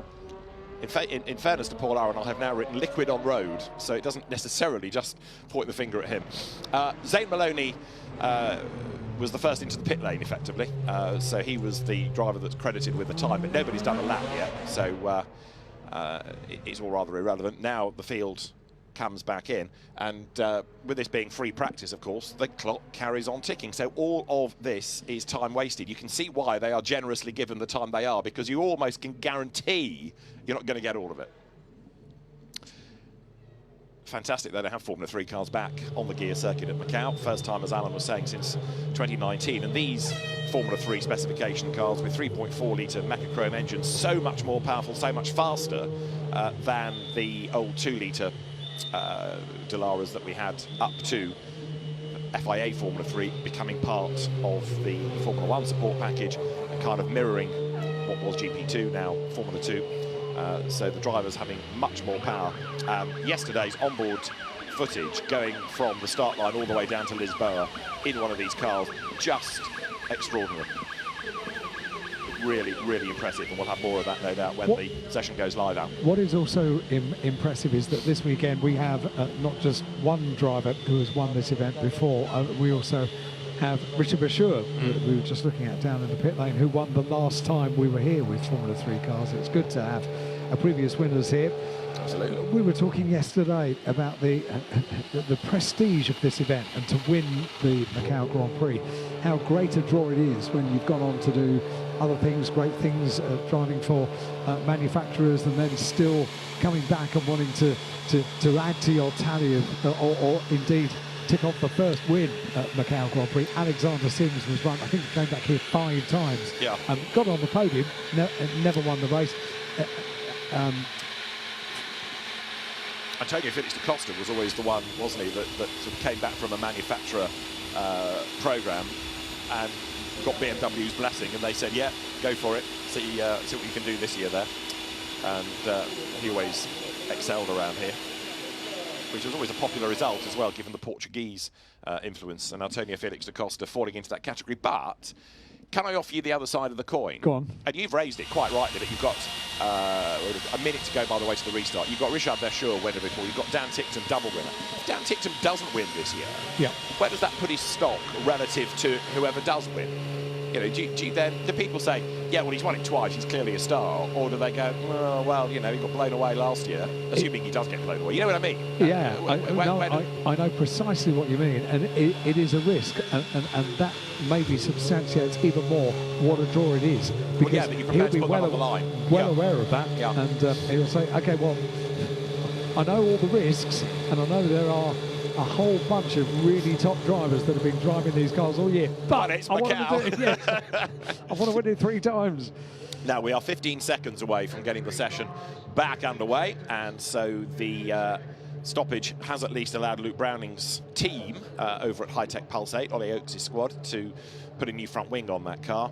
And although they are losing time because with free practice clock ticks, they could have, of course, have lost more against the opposition who would have been circulating. So everyone's been in the same sort of pit lane boat. Green flag, we are back running here then at Macau. Another car there having a little bit of work, number 14, Alex Dunn's High Tech Pulse 8. Gosh, having a tough morning, aren't they? Both cars. Yeah. The only one that's escaped, I think, is Isaac Hajar. So the fluid, the slippery surface has been dealt with up at the Melbourne hairpin. That's, I mean, in fairness, if you're going to have fluid on the circuit anywhere, that is the slowest part of the circuit to have it. There are a lot worse places to have it. True. Imagine at Mandarin. Don't even think about it. Okay. I'm sorry I put the idea in your head.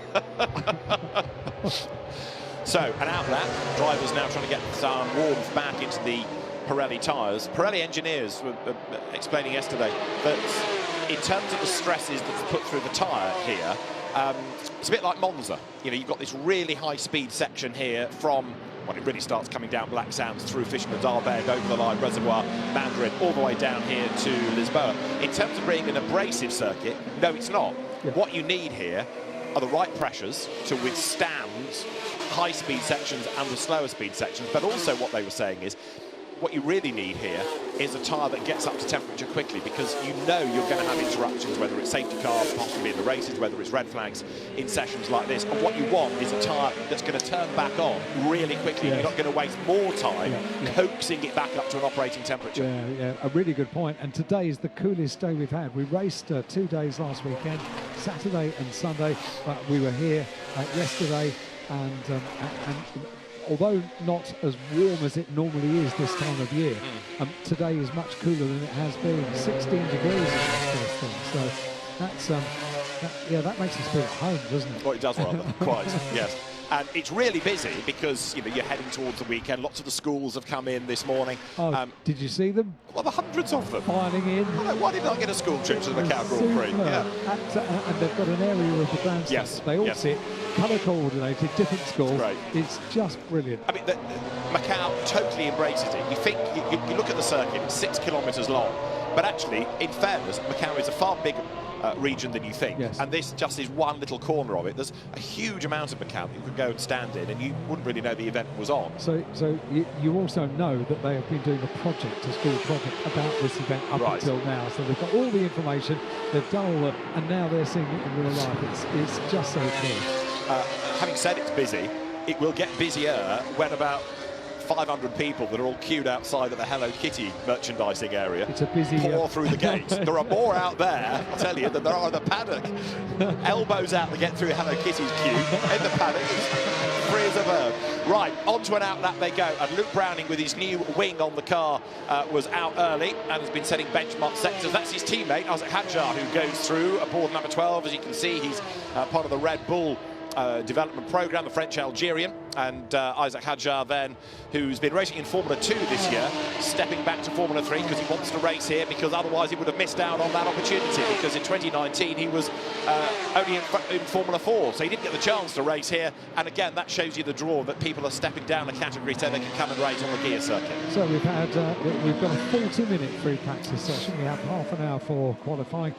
We have a 40-minute free practice session, and now we are already quarter of an hour into the session, and we haven't yet got a flying lap time. No. So this is the opportunity that they're going to get to put the first of the meaningful laps, the flying laps in, just to give us a window into what the track temperature is doing to the times compared to yesterday morning, and in particular what it does in comparison to the qualification times that we had at the end of yesterday. It's a busy day yesterday, not just for the Formula 3 cars, but for everybody. Everybody got 2 chances to be out on circuit, 2 free practice sessions for everyone, a free practice and a qualifying. And now we get to see what the circuit is doing on day 2. Such a full weekend, it's so well organised. The first day, predominantly, apart from one qualifying session for Formula 3, is about free practice. Today is about qualifying. Tomorrow is all about qualification races. It is just so well put together, this event. Yes, every day, although it becomes shorter because you don't need as many races as free practice sessions, for example, but it becomes more intense. And now what you're going to see, I suspect, at the Melco hairpin, and we saw it yesterday, is the slow bicycle race, as it were, where people slow right down to let the car ahead go, and then when they pull the pin coming out of the Melco hairpin, they've got clear track space ahead of them, and they are aiming for an unimpeded flying lap here. So let's see who's going to come to. Oh, it's not the day for Luke Browning, is it? There was a damaged front wing, first of all. Now we've got another problem down at Lisboa, and Luke Browning's morning is not going according to plan by a long way. Yesterday was a great day. Finished up at the end of qualifying in 2nd position to Gabriele Maini, and today Luke Browning, well, maybe just forget about this free practice session and concentrate on qualifying. Don't forget about Dan Tincton, though, because he's on the money then as he comes across the line. That start-up lap has put him full fastest, but let's ride with him then. Speed building all the time here. Next, you'll go right at Mandarin, and the VSC is deployed. Another safety car, virtual safety car, and that ruins that lap for him. He saw him back out of it, slows right down to the delta speed. but that is not what he wants, not what any of them want if they're going for time. Doesn't matter necessarily because it's not qualifying, but they're struggling to get the data back. They're struggling to get the right setup if they can't do flying laps. So noticeable when the virtual safety car is deployed, the difference in speed and absolutely crawling along.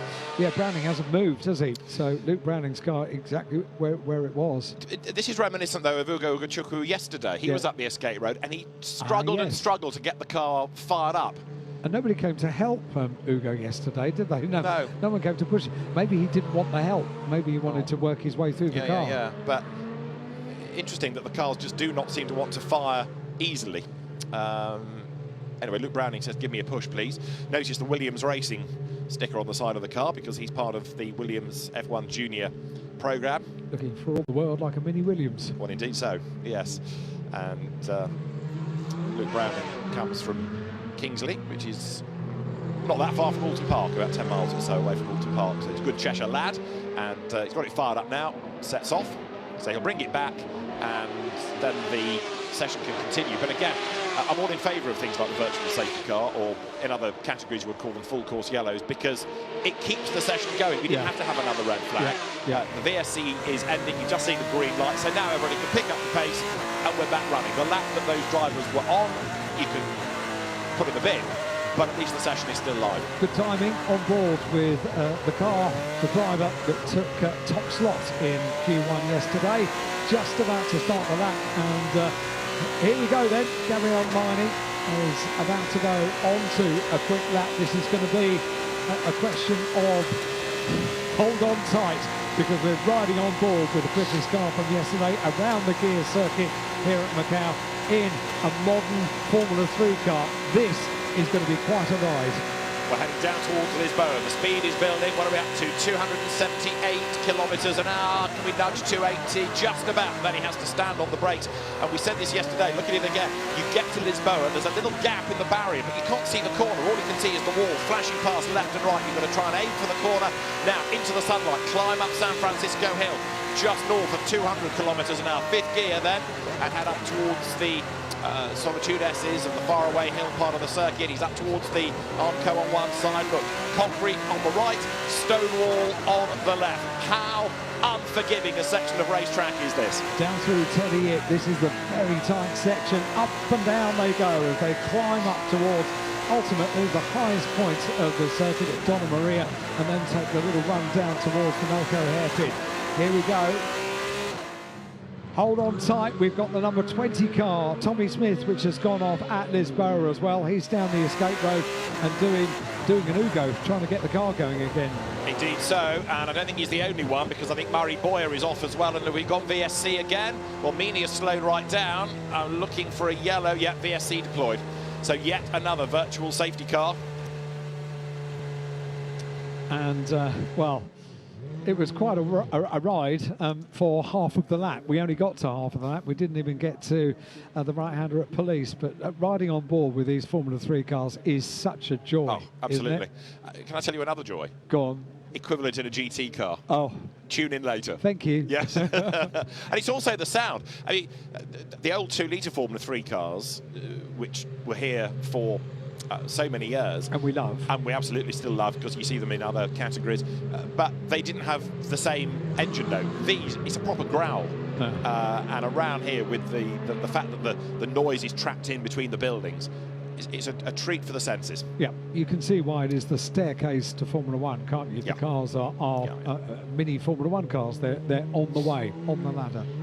And to have cars like this racing here is really quite something, when you consider that the other events are on modern Formula 1 circuits with, okay, not all, because some will be street circuits like Monaco, or potentially, F2 goes to Singapore, but the majority of the modern Formula 1 calendar takes you to circuits with big runoff.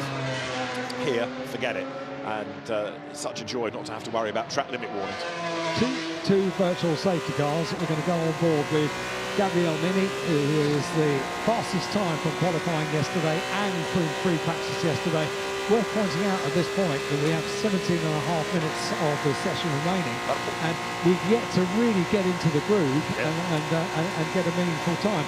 Okay, it's only free practice, but goodness me, Gabriel Moni wants to make this count, doesn't he?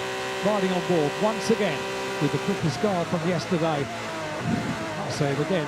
Hold on tight through Lisboa, through the right handle at Lisboa. See how the sunshine is so bright today.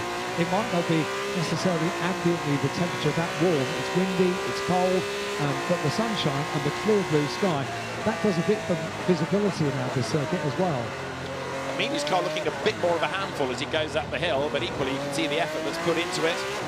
380 brake horsepower, 3.4 litre macXony engine. And so close to the wall, absolutely, and there is therefore an awful lot to have to control in terms of what's under your right foot.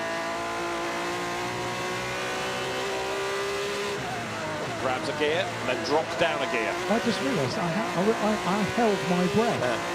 What would you be doing if you're driving it? Your eyes would be out like chapel handbags, wouldn't they? Because the concentration is utterly intense. Arab police head up towards Moorish. Now look how narrow this section is, and again you see the barriers, then you think, better turn, go right, climb the hill. Donna Maria is next, the left-hander, and then there's the short run down to the Melco hairpin. Meany with a touch of understeer, gets the car tucked in. It doesn't look as compliant a car, dare I say, as it did yesterday. It's wonderful to watch. There's going to be a traffic queue at the exits of Melco hairpin, but this is utterly thrilling to be riding on board with the quickest car from yesterday in qualifying and free practice. Look at the sunshine. The camera struggles a little bit to get focus there as they come down the hill through Black Sands and then into Fisherman's Bend with the final turn on the course. The traffic, not a problem. Sweep past shows you just how quick this is. And we have a red flag. Almost, I mean, I would want to have kept my foot in there. But you can't, of course. Damage to the car in question, and I'm trying to identify who it is. You can see where the damage has come on the left rear corner, but we've got a car off, and that's needing retrieval, and it will take longer than a VSC can do. At this rate, no one's going to get a proper lap in at all. The best is a 2:24, which is a start-up lap. Bearing in mind we're aiming at 2-minute 5s, you can see just how off the pace we are, purely and simply because we haven't had a proper flying lap. It is Nikola Solov who has hit the barrier, and so Nikola Solov's car needs retrieving. That's down at Moorish, is it not? And he understeers it and wallop. That's enough to hook the left rear and then turn the car into the barrier, bit like we saw Zane Maloney yesterday at that corner. What we were saying about the tiniest of mistakes can damage so much here at Macau. It's the rear suspension, it's the front suspension, it's the front wing as well, and that has upset the day. Not just for the car that takes a bump into the wall, but for everybody else as well. It's a red flag. We've had two virtual safety cars. They are not getting into the groove this morning. No, I mean, Solov yesterday was okay. He was 8th in the qualifying session. So, you know, even if they are on the back foot going into Q2, he's got a decent lap time on which he can try to rely. But it's the damage done. And, of course, the first time they're going to know if the car is 100% again and everything is as he wants it to be with the geometry is when he has to start nailing qualifying laps. So that's out of the session. And so, under a red flag with 13 minutes and 42 seconds of the session remaining.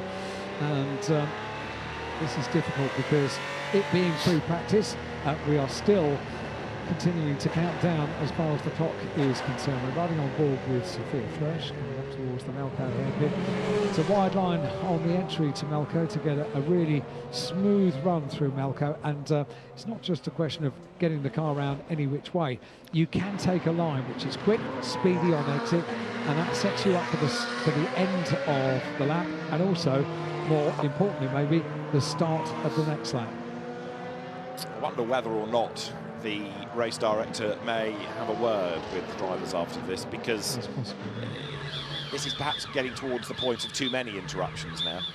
And yes, I know that the quick cars, and I know that it's a challenging circuit and all that, but equally there is a time to push, and maybe it's not on your first flying lap. Maybe if you're inexperienced around the circuit, just give yourself a little bit more time. Free practice is meant to be getting the car right, getting yourself happy with the circuit, not trying to be a gun and go for qualifying time. When you have these constant interruptions, and particularly for those that haven't been here before and want to make the most of every lap that they're here, try and stretch the legs of the car and find out what they can and can't do. There is a a vague sense of desperation that we've got to do this, we've got to press on. Yeah. Whereas yesterday, for example, in the second Macau GT Cup qualifying session, and that entry is predominantly manufacturer-paid drivers. Didn't have a single stoppage. It was just great. Yeah, you know, the session flowed. It was fantastic to watch, and a proper rhythm was established. And maybe that's the difference here. You've got young drivers, and of course these guys are all trying to prove themselves and advance their careers. And they were building up to it as well in GTs. They were slowly. Let's work up to this, because at the end of the session, how many times did it change at the top of the times? It was just superb. Whereas here, you get the feeling, as you say, there is that hint of desperation, like, got to go for it. Well, there are 11.5 minutes on the clock, and we haven't had a proper flying lap. No, we have not. They have not got in the groove. They've been on quick laps. We've got the proof of that. Riding with Gabrielli was absolutely superb, wasn't it? Absolutely wonderful experience. Maybe we can do that again. And tweaks to the setup of the cars as well. And Christian Mansell, that car is. He's an Australian Mansell, in case you're wondering, if you don't follow Formula 3. Relation.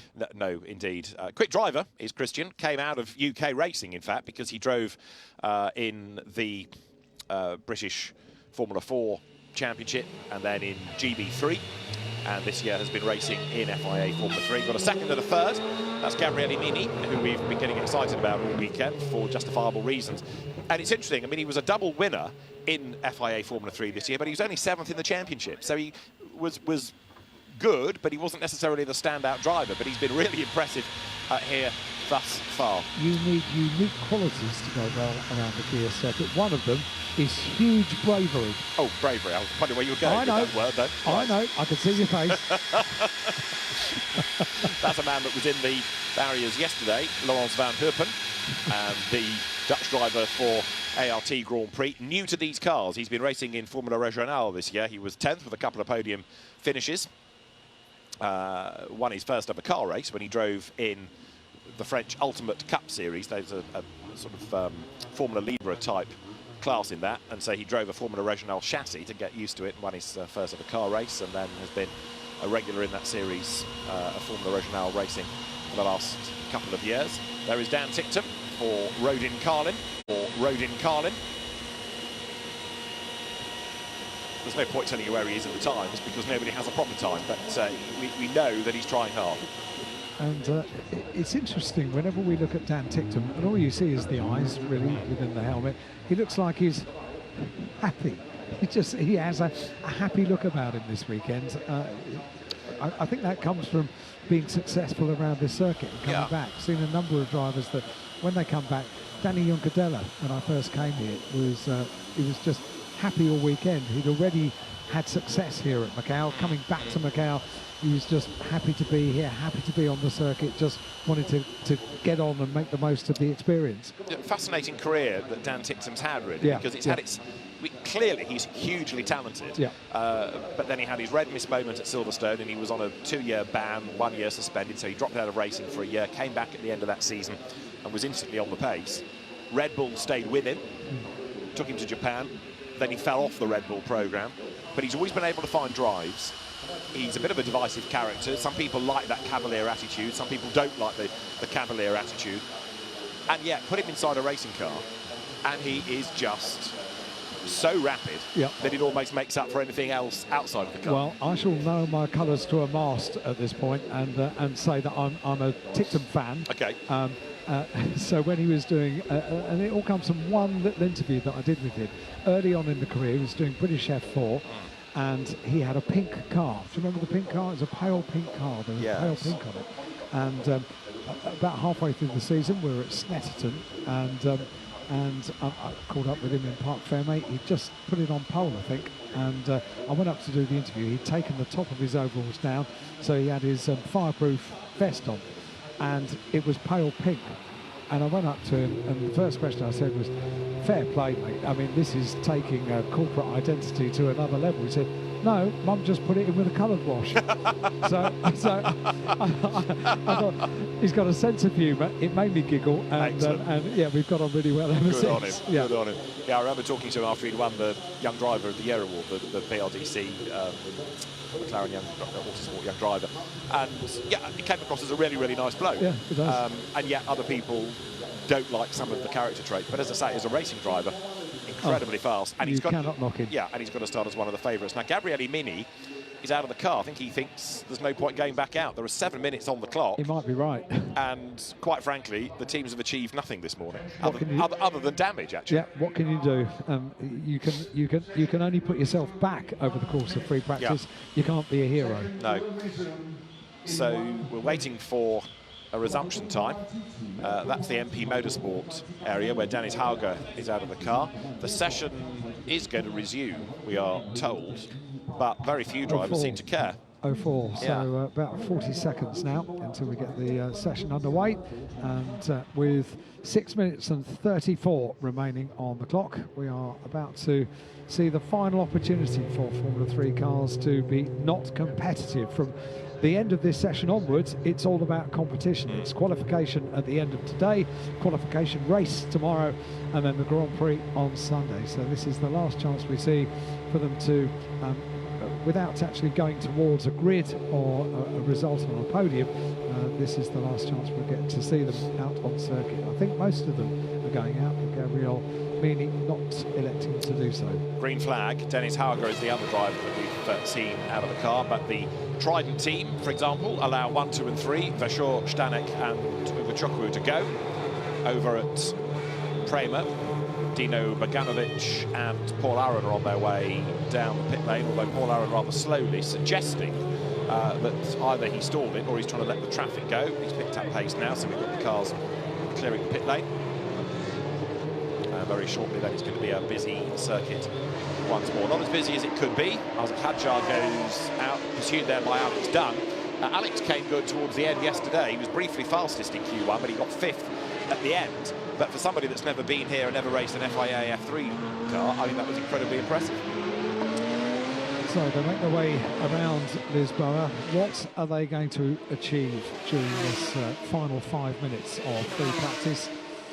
If you were a team principal, perhaps you'd be on the radio and say, just drive the car. Don't worry about a time. Yeah. Just get a couple of laps in. Just feel confident with the circuit. Doesn't matter what the lap time is. Just feel confident. Just work out where everything is. Just get yourself into a rhythm, and then we can progress from there in qualifying. And please bring it back as we sent it out. Exactly. Please don't break it. Yes. 4 sets of tyres for the weekend as well. So just to make the point that for the races, qualifying race and main race, inevitably the teams are going to have to cox and box with what they do with rubber. Perhaps 2 new, 2 used, or 1 new and 3 used tyres, depending on how they look after the tyres. So therefore, that's another reason not to abuse the rubber by clobbering the wall or locking up and going up escape roads, because all you're doing is reducing your chances of having a good set of tyres for when you need them. Getting the cars back up to temperature now, getting those tyres, those all-important Pirelli tyres back up to temperature through Donna Maria and then down towards the Melco hairpin.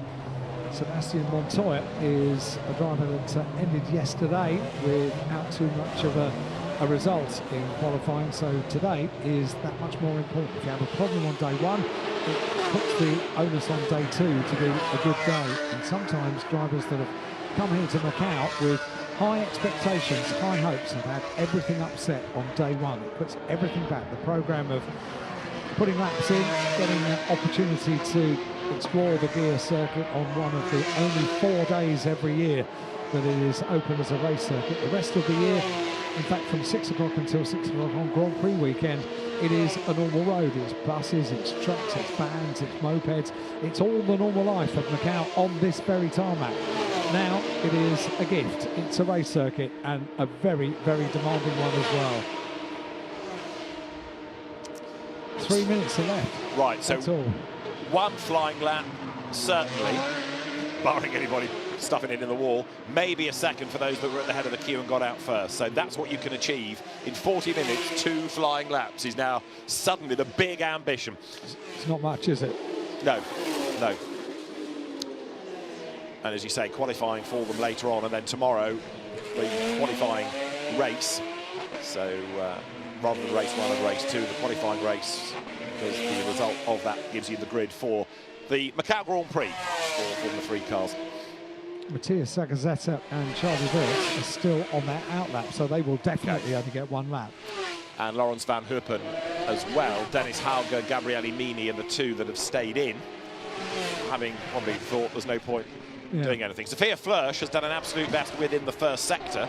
If I say there's not much to compare that against, I'm not trying to be unpleasant to Sophia Flörsch, but genuinely we've had so few flying sectors in the last 38 minutes that we're not basing it against very much. But it's interesting that in that really high speed section over the timing line down towards Lisboa, she is the fastest. And same yesterday, she had the overall fastest in sector 1. Really good on sector 1, Sophia. Up the escape road at Lisboa has gone Noel Leon. So the Mexican driver, this year's Euro Formula Open champion, so that's older styles, but a less powerful engine Formula 3 cars. He has gone up the escape road, but has been able to turn the car around and rejoin. That's good news. 1 minute and 25 seconds of the session remaining. That's Luke Browning, who's had a couple of real moments during this free practice session. He's still going and comes across the line now to go onto that flying lap. Well, that's a 2 minute 6.3, so that's not bad. And we've got a virtual safety car infringement noted from Roman Stanek. The 2 minute 6.3 would have put Luke Browning in the top 6 yesterday in qualifying. So that's okay. That's a good effort. This is Sophia Flörsch. I mentioned that she was quicker than anybody in the first sector. That was Fisherman's Bend. A little bit of correction needed. This fast straight down towards our bend, the last corner on the lap, and then the sort of Formula 1 Alpine equivalent, the blue and pink BBT sponsored car will now come onto the pit straight. So Sophia Flörsch goes through, and let's see what the lap time is and where it's going to put up. Goes through, and 13th fastest. So it started well, but didn't end with the same rapidity. I'll tell you what, this has got an urgency to it, hasn't it? This has got a real urgency. Let's get on board with Dan Ticktum and have a look what this urgency is when the clock counts down. It is now 18 seconds until the checkered flag comes out. This is the one that's going to count in free practice for Dan Ticktum, a double winner here at Macau. Alex Dunn has done well as well. He's currently second. Roman Stanek is third. Isaac Hadjar is fourth. Oliver Gertie is fifth. And now we're on board with Dan Ticktum as the checkered flag comes out. This one has to count. Does indeed. So personal bests for Dan Ticktum in sectors 1 and 2, but not absolute bests. And you can see just how much effort has to be put into the car through this part of the circuit. So Dan Ticktum then now is heading down towards the right-hander of Police, short straight. Look how narrow this part of the circuit is. He has to slow the car down nice and early. And then Aaron Moorish makes the climb up towards Donna Maria through this left-hander. And there are sections of this lap where you can just get the impression that Dan Ticktum is being a little bit more cautious. So I don't necessarily think this is an absolute everything on the line lap, but it'll be a decent one. It's a decent exit from Melco, and I'll say it once and I'll say it again. Yeah, the traffic there just unfortunately backs off for Dan Ticktum, but a beautiful run around Melco. I just think that's so important to get a clean exit, to get it well away from the barrier. The circuit begins to open up. It doesn't get that much wider, but it does get much, much quicker. And getting that neat exit from Melco Hairpin sets up the not only the end of one lap, but also the start of another. So 2 minute 5s yesterday in Q1, the best of the few people that were able to do an unimpeded lap. 2 minute 6.3, Luke Browning in that session from Mauri Boyer, and then Alex Dunn. So the checkered flag shown, and so the final free practice period for the Macau Grand Prix comes to an end. Next time the cars will be on track will be for Q2, all-important session. And so there, those that have taken the flag, the in lap, Alex Dunn you're looking at. He was a late addition to the entry, but Alex, who was last year's British F4 champion, second in GP3 this year, a very quick driver indeed. Paul Aaron has gone quickest. Interesting. Right at the end, a 2:06.327. These times are not that meaningful, are they? No. I mean, there's pride at stake, and it's really, I suppose, comparing what you've done this morning with yesterday qualifying, where that might have put you. But really, the whole aim for many of them is to just get confident in the circuit. The teams that are regulars at Macau have got to go back effectively 4 years on data, 2019, to know what's the right setup. Then they've got to try and make that work for the driver. And Paul Aaron's not been here before, so he's having to learn. And I guess these cars have developed over the course of between 2019 and 2023. They will come on leaps and bounds. There'll be a lot of different components on the car, won't there? Indeed, and the tyres have made a step forward as well. So yes, good point. You can expect it all round to be a quicker package at the end of this year compared to 2019. So, a rundown of the order after free practice. It was a slightly interrupted session. We had virtual safety cars, we had a red flag as well, but Paul Aaron came out on top with a 206.327, compares to a 205.5 for Meany yesterday in qualifying. Luke Browning was second, Murray Boyer was third in car number 28. Alex Dunn ended up, the Irish driver, in fourth place, and Dino Boganovic in fifth place, and in sixth place, Roman Stanek. Isaac Hadjar was seventh. Running down the order, who did we think might have been a little bit quicker than they were? Once again, Sebastian Montoya languishing a little bit down in 19th place. Zane Maloney, Ugo Chakwu as well. But notably, Richard Bashur carrying the number one, winner from 2019 here at the Macau Grand Prix, ending up right the way down the order. So there were highlights and there were lowlights over the course of 40 minutes of free practice for the Formula 3 Macau Grand Prix. Let's look back at all of them.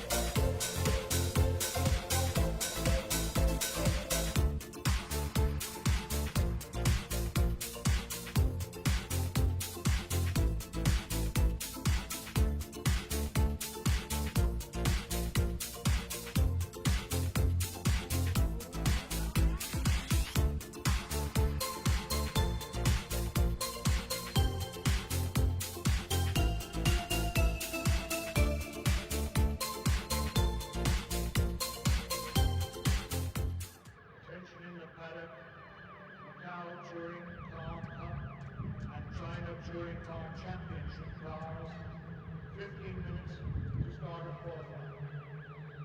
Macau Touring Car Cup and China Touring Car Championship cars, 15 minutes to start of qualifying.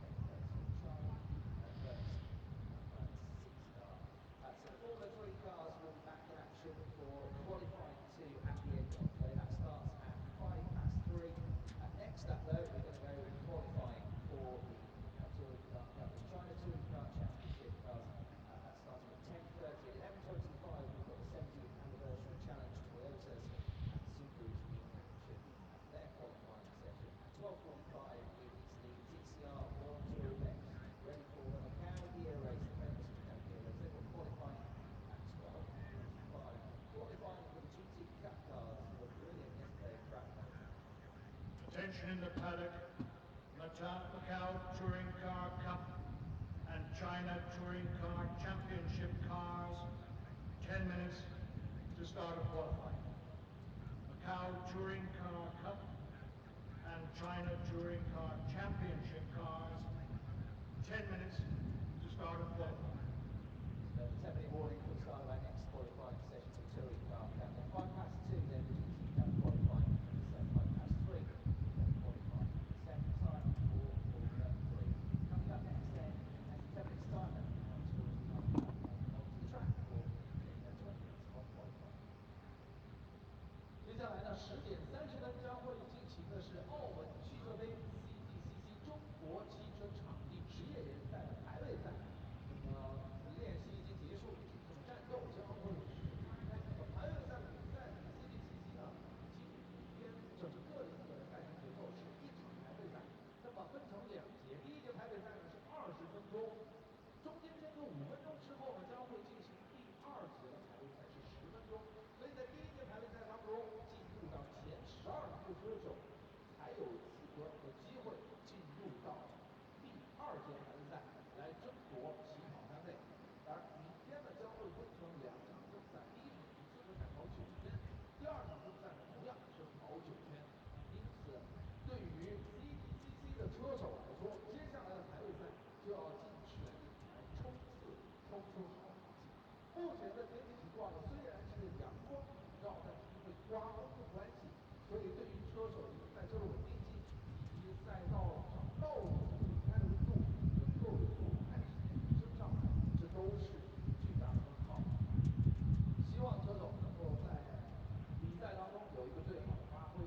那在积分方面呢，其实车手的积分前第2名小杨现在是159分，排第1毫不稳是153分，积分也在第2。车型方面是伊兰特 NTCR 286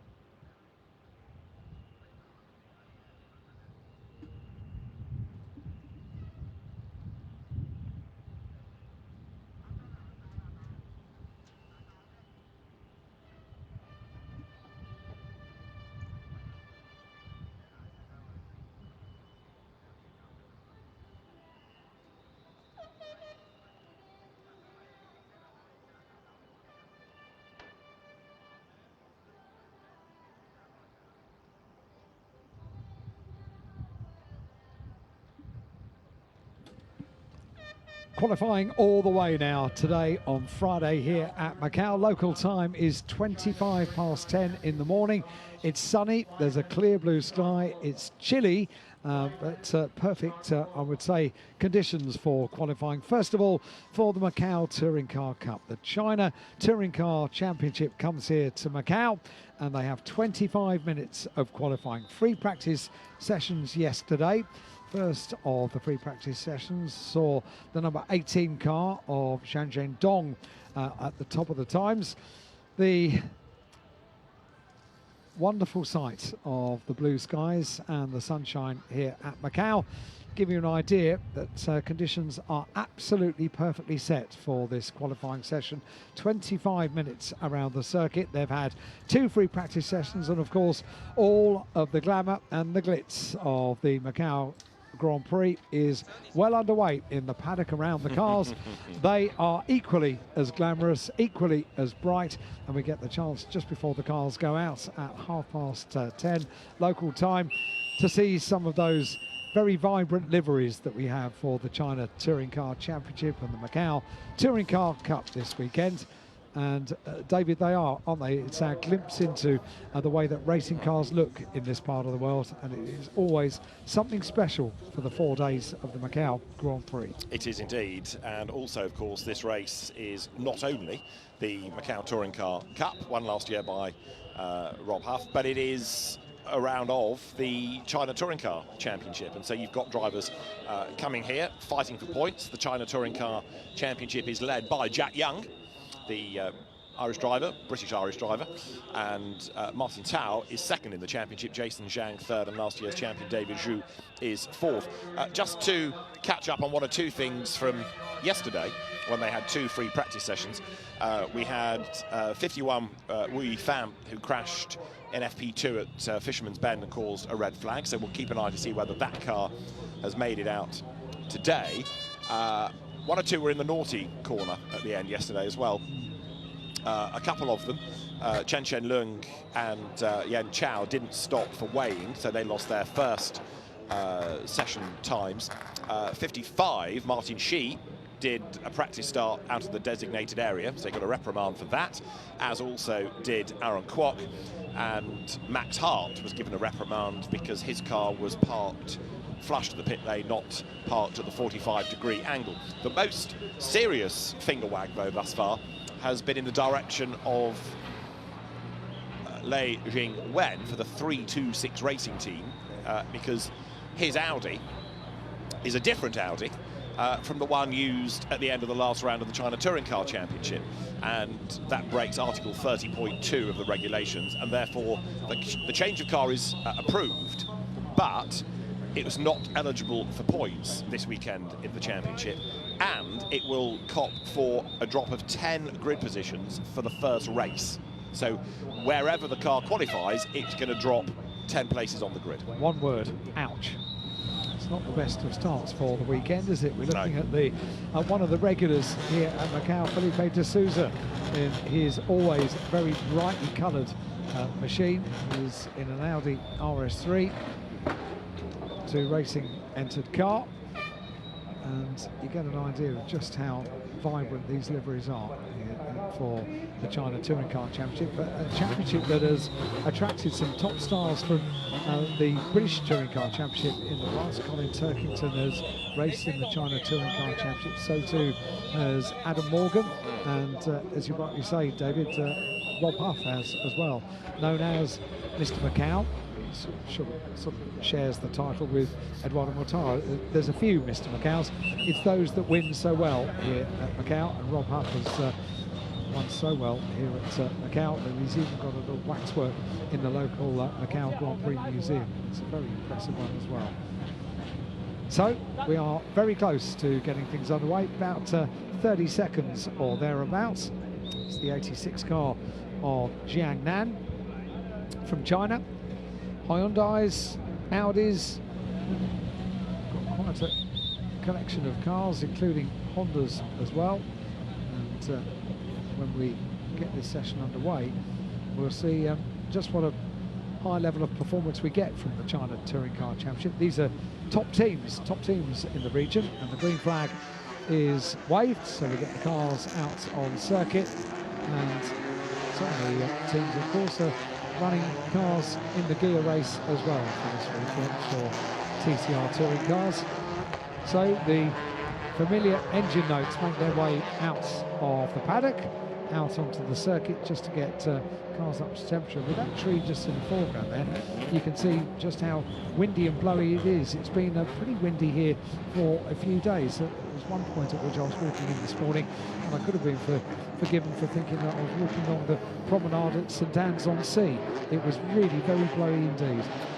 Now, qualifying in two parts, 20 minutes this first segment, and we're looking at the top 12 that will go through into a 10-minute shootout, and the first race for these cars, which will be tomorrow, the 9-lap race, will have the grid in the conventional order, whereas Sunday's race will reverse the top 10 out of the top 12 from qualifying, if you're still with me.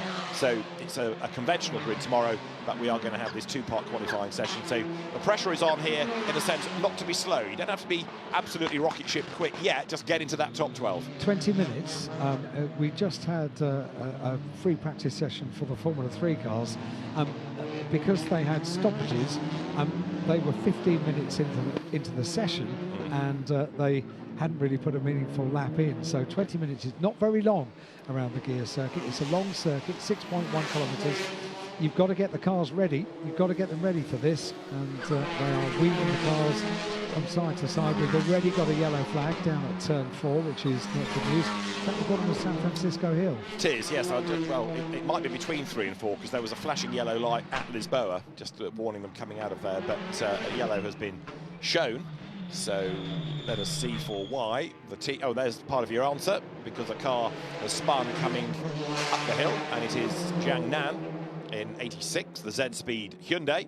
So car in the middle of the road and a 3-point turn, and they've got limited lock on a modern-day touring car, so this is not the work of a moment, but hopefully by the time he's done that, everybody else will have finished their slow lap and he'll be out of the way. So that's not ideal, but it's not delaying anybody else as they thread their way so slowly around the Melco hairpin. Said this yesterday, it's actually more difficult to go around the Melco hairpin really, really slowly than it is up at a proper pace on the proper approach speed. And then we've now got a green flag at turn 4, so that car has got going again. That was the car of Jiang Nan. So the 86 car on its way. That's good news, because they can't afford a delay here, really. They need to get the cars up to temperature, the tyres working, and then put in some meaningful laps to make the most of this 20 minutes. So yesterday, the first session was a 2:31.6 as the top time by Zhang Zhendong, former champion, and then we got to the 2-minute 30s in the second session for Andy Yan, the Hong Kong driver, and he has been a regular visitor to Europe to race in things like the Motorsport Games, for example. Very, very experienced driver is Andy Yan, and also a very successful driver as well, so no surprise to see him going well. So they do now go on to the first of these flying laps, and with 16.5 minutes just under of this qualifying session, they hopefully will get the chance to get into a groove. Well behaved yesterday by and large, weren't they? Well, absolutely right. So we'll also see today what can be done in terms of now grid position times. Another one to watch is going to be Andre Couto, because he's a Macau Grand Prix winner, Formula 3 Grand Prix winner, and he is from Macau, always a hero. And drama, car in the wall, debris on the road, and that's coming out of Reservoir. So with its back to us and a yellow flag exiting turn 1, I think that's Sonny Wong, who has gone around in the Lincoln Co. And so hopefully he's going to be able to move that. But it depends really how big the damage is and how hard a hit that was. There was quite a bit of debris as well. You can see it. It's a pretty well-known, for touring cars, it's a pretty well-known thing here. Just slipping wide, coming around the corner, a nudge to the nose, throws the car back up. To see the momentum that travels the car right the way around, and inevitably it's going to be a red flag. There's plenty to clear up there. A car which is damaged and all sorts of debris on the circuit. That's a quick part of the circuit. You can't carry on without a red flag. 15.5 minutes remain. So Sonny Wong then does not get a lap time in, and he's going to be condemned to the back of the grid effectively for both races now, because everybody else will have a chance to improve. Because it's qualifying, the clock stops, but Sonny Wong, who'd only been able to achieve an outlap, has just, I'm afraid, ruined his weekend. And he's done that all on his own. Not enough temperature in the tyres, a little bit too much speed through reservoir. And it's not that he's not been here before. Sonny Wong is a quick and experienced driver, and I'm afraid that was all self-induced. And yeah, I wasn't expecting that from Sonny. Running with the Shell Teamwork Link & Co racing team, and a hugely experienced team. They draft in some top brains in the engineering world for their Macau Grand Prix week, and that is unexpected, probably very unexpected for Sonny Wong as well. Yeah, indeed. Who's won the Macau Touring Car Cup in the past, yeah. when he, in a Subaru. Admittedly, 5 of the laps were behind a safety car, but he still won it. So big drama for Sonny Wong, and that is not going to go down a storm with the Shell Teamwork Link & Co squad. It's actually been a poor year by Sonny Wong by his standards, 11th in the championship, and he's only had a 3rd place as his best result. So it's not going to improve a huge amount here as well, as the brooms are lobbed over the wall. Marshall's jumped through as well. Again, the recovery operation here is really well drilled. Recovery truck there as quick as is possible on instruction from race control. The crew set to work on the car, moving that. The other marshals will check on any liquid and put the cement dust down to soak it all up as quickly as. But what we've really done now is lose effectively 10 minutes, because we'd had just under 5, nothing achieved. We're going to have another 5 by the time they've really got to the end of a flying lap. And you can imagine that the drivers that have a problem during a session like this as well. You reckon? Yes, I do. You think the best of people, don't you? I do. Yes. I like to look for the good in everybody. You'd never get a job running a Formula 1 team in Singapore with an attitude like that. I'll leave it there. I can't top that. So down the pit lane come the survivors, including David Zhu's Shell Teamwork Link & Co. That's what they're meant to look like, with that slightly formidable mouth painted onto the car. But Sonny Wong's Link & Co.'s mouth has just had some teeth knocked out. Yeah. The Hyundai's pushed back into place up at different teams. That's the Hyundai of Z-Speed. That's Max Hart, the Irish driver, who's been quick in TCR in the UK. And we were saying yesterday, it's worth making the point again, just how successful a concept TCR as a rule set has been. It's not 10 years old yet, and yet it's gone all around the world. And actually, in some markets, has surprised with the success, like Australia, where you think doesn't stand a chance against supercar racing, but it has. Germany was an odd one, because it really boomed, and then it just faded away. Britain has been a very, very slow burn, but has now picked up to a healthy number, whereas it's really good in Italy. France is growing, but particularly well, I think it's done in this region. Yes, it has, and it's gone well in countries that didn't already have an existing and very good touring car championship. And I think the UK, the reason it's been such a slow burner, it was already a market that was taken care of in the UK, so it's had to find its place. Yeah, and having done so, as in this is a subordinate touring car category, come and race in this, and then you might be able to progress to the BTCC. That's fine, a bit like production saloon car racing used to be. You know, it's true. It wasn't trying to take on the main game, and I think that TCR is now proving itself to be just that, and the fact that it's got some very good drivers in it these days adds to the reputation. Now there is Felipe de Sousa, who was the winner of the Guia race last year, and we were a little bit underwhelmed by him yesterday because he never really clicked, did he? It didn't shine, did it, yesterday? No. Maybe today is going to be a bit different once we get to competition, because, and it's worth making the point as well, although there are bragging rights for free practice and doing well in free practice, it's not competitive, it doesn't form a grid, so there's nothing in particular that you can shine about in free practice. Maybe some of them hold it back for qualifying. We shall wait and see. But Felipe de Sousa, exactly as you say, winner of the Guia race from last year, is one that I would expect. Yeah, he should be further up the order, no question about it. But what's also fascinating about China touring cars this year is the fact that drivers from Europe are coming over to try to make a touring car name for themselves in this series, and therefore it's got a good reputation. You know, Jack Young and Max Hart might, in a sense, have dropped off the UK radar by racing over here, but they're attracting the attention of teams and starting to become names in this region. And you know, there's a lot of racing, and there are a lot of circuits out here, and there are more championships than you think. So Dan Wells was one of the initial pioneers. Dan came out, won Formula Masters in China, and has been based in Hong Kong ever since, and he now still races, but he looks after other drivers, and he's ploughed a really good career out here. Drivers used to, in the 1980s, 1990s, used to have an idea that they would go into Formula One, and then things didn't open up, opportunities didn't arise, and they would go and race, for example, in Japan and do a really good job of it. Eddie Irvine is an example. Anthony Reid is an example. Single-seaters have a good career. Yeah, make money. In yeah, Japan, earn a living. make really good money. Yeah. And potentially then go on to have a great career back in the UK or globally, in the case of Eddie Irvine, in the BTCC, in the case of Anthony Reid. And he always looks back, when you chat to him about it, he always says, it's the best thing I ever did.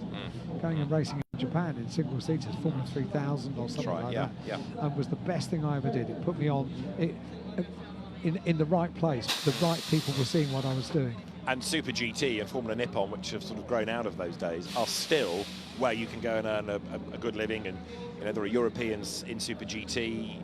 The single-seater options a little bit fewer, but some of the Europeans or non-Japanese drivers are placed there by Red Bull, aren't they? Like Liam Lawson was put into the Japanese Super Formula, for example, for a time. But you're right, it's a region that can reward drivers. Now, the fans here in bigger numbers than yesterday, and there'll be even more tomorrow and even more again on Sunday.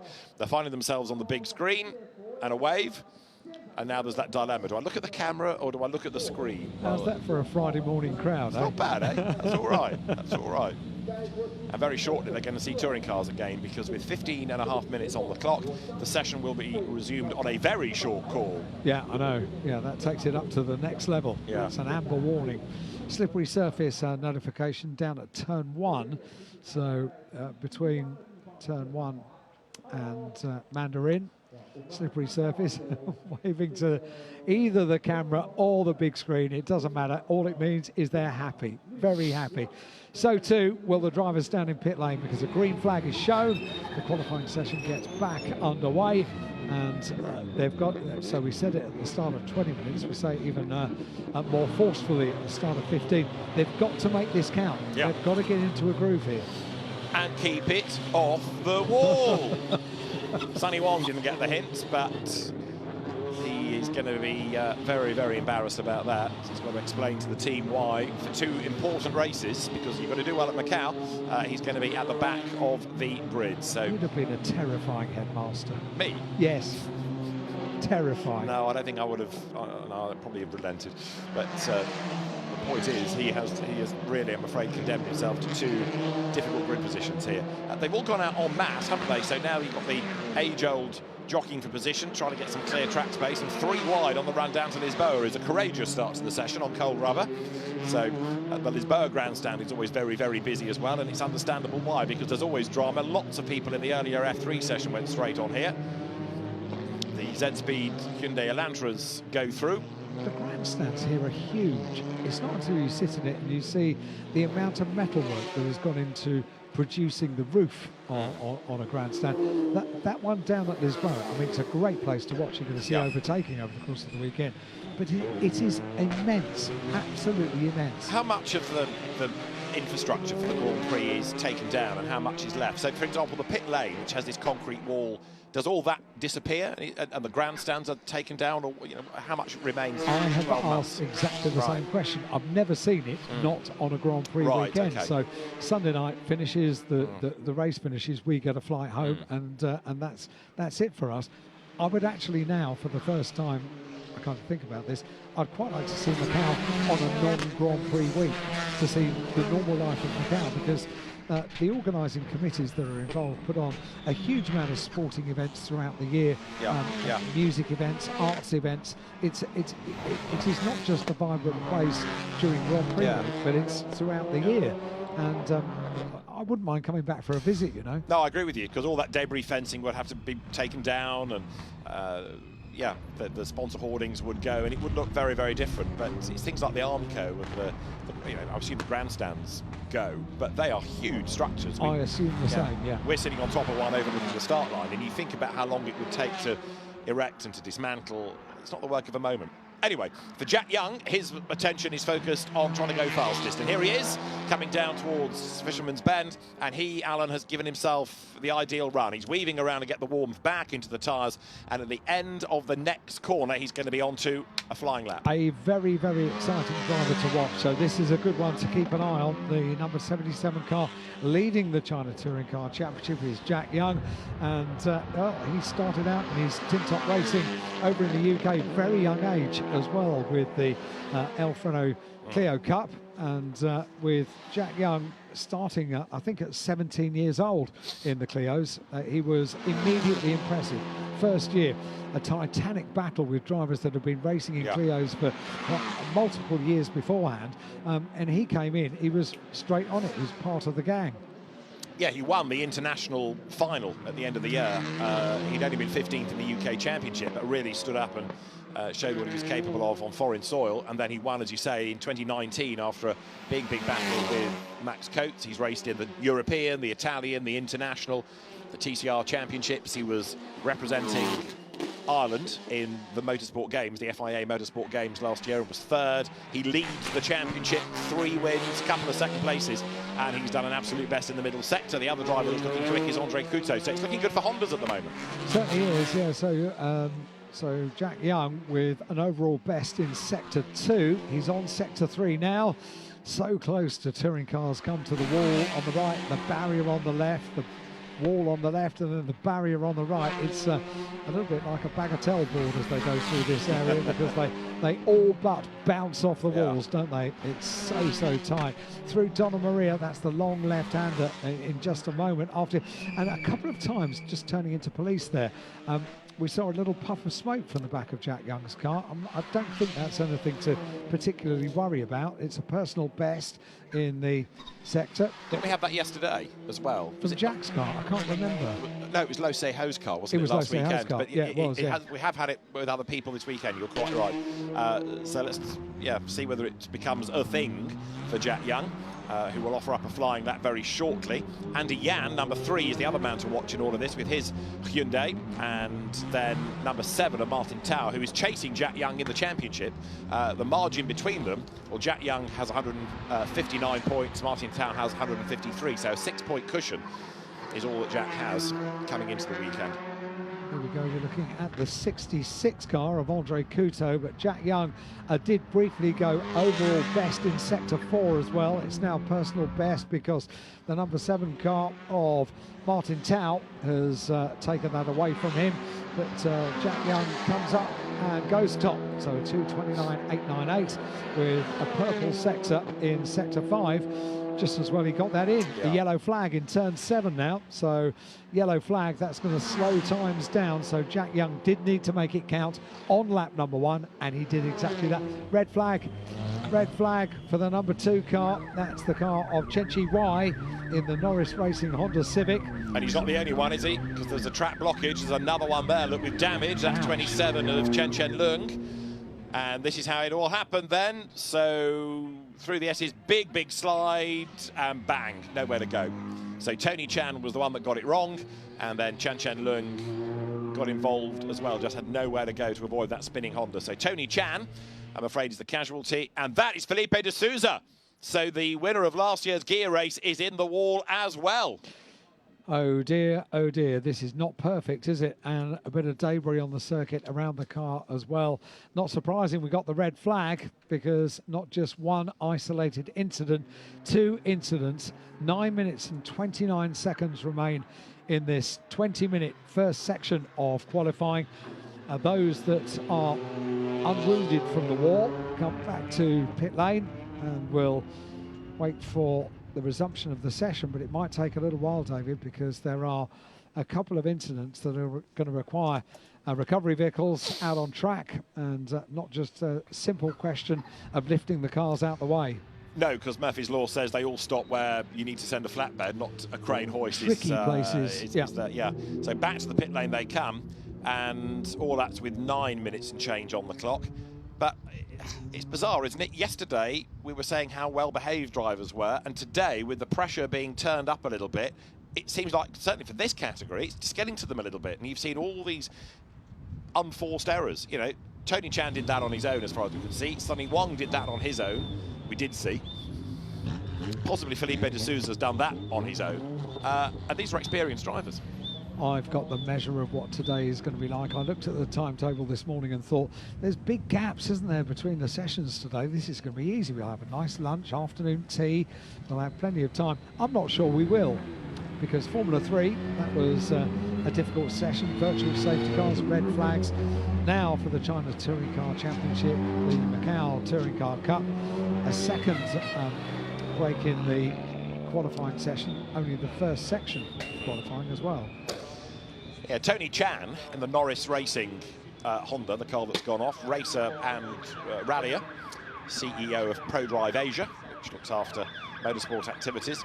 And there you can see Felipe de Sousa's car up against the wall, and a very, very disappointed Felipe de Sousa, the winner of the Guia race, both parts last year, looking at the damage.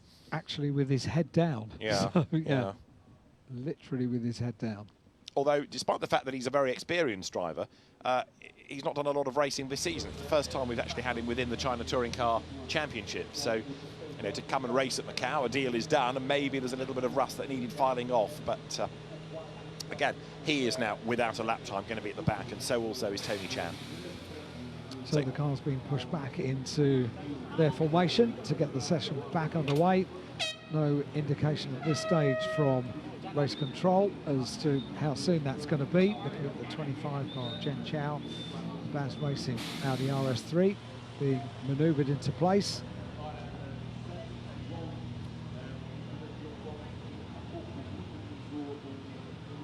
There's very often the opportunity of drivers to get their liveries and their sponsors on the global world feed from Macau. I know plenty of people tune in from significant parts around the world. Got a couple of messages over the course of this weekend from the world of Formula One, and people enjoying the coverage. Now that is keen, isn't it? Yeah, especially when there's an event in Las Vegas. Yes. And fascinating, isn't it, the way that the events have fallen. Two gambling cities with two very differing races. I know. And very differing tracks and different heritage. 70th Macau Grand Prix goes up against the first Las Vegas Grand Prix, but I bet this has got more character than Vegas. If you like your casino backdrop to your motorsport, Yeah, this is a good weekend for you. Yeah, well, one or two of the drivers a little bit underwhelmed in America, I think, by not just the circuit, but all the glitz and glamour that's been going with the driver introductions. You can guess which Dutch driver particularly was underwhelmed. Oh, really? I haven't seen this. Right, okay. Yeah, the phrase, "I felt like a clown," was off with that. Okay, well, each to their own, Max. Okay. But of course he raced here. But he was happy to wear a sombrero and be raised up onto the podium a couple of weeks ago in Mexico. Maybe he wasn't happy with that. I think when you've won a Grand Prix, you kind of go with it. Yeah, don't you? you go with the flow. Yeah. He's been here to Macau. Yeah, that's and right. competed in the Macau Grand Prix, and there's a set of Max's race overalls in the Grand Prix Museum as well. So yeah, when drivers do go on to achieve great things in Formula One, you can almost always trace them back and see what they did here at Macau. But fascinating to see the results. I think he was only something like 7th, wasn't he? Yeah. He didn't actually excel. There was a huge buzz around the fact that Max was here and was about to get into a Formula One drive the following year. But no, but he didn't really have an awful lot to prove, did he? I think by that year, that stage, no, you're right, he'd got the deal done. That was a Felix Rosenqvist year. It was, 2015. yeah, it was. But you're quite right, he did race here. There you go, you're throwing the names around. Felix Rosenqvist goes on to the top tier of motorsport in America, and Charles Leclerc was his runner-up, wasn't he? That's right, yeah. If you do well at Macau, the likelihood is you're a pretty good driver. Yes, indeed, so-called Macau test. Well, there, as we go back to touring cars, is Jason Zhang's Lincoln Co. And the pressure really is going to be on now, because they've not only lost half the session, but you're going to lose another 3 minutes before you can even start a flying lap. So that lap was so important for Jack Young. It was so important to get that lap in. He only just got it in time, didn't he, before the session was stopped once again. But he topped the times in car number 7.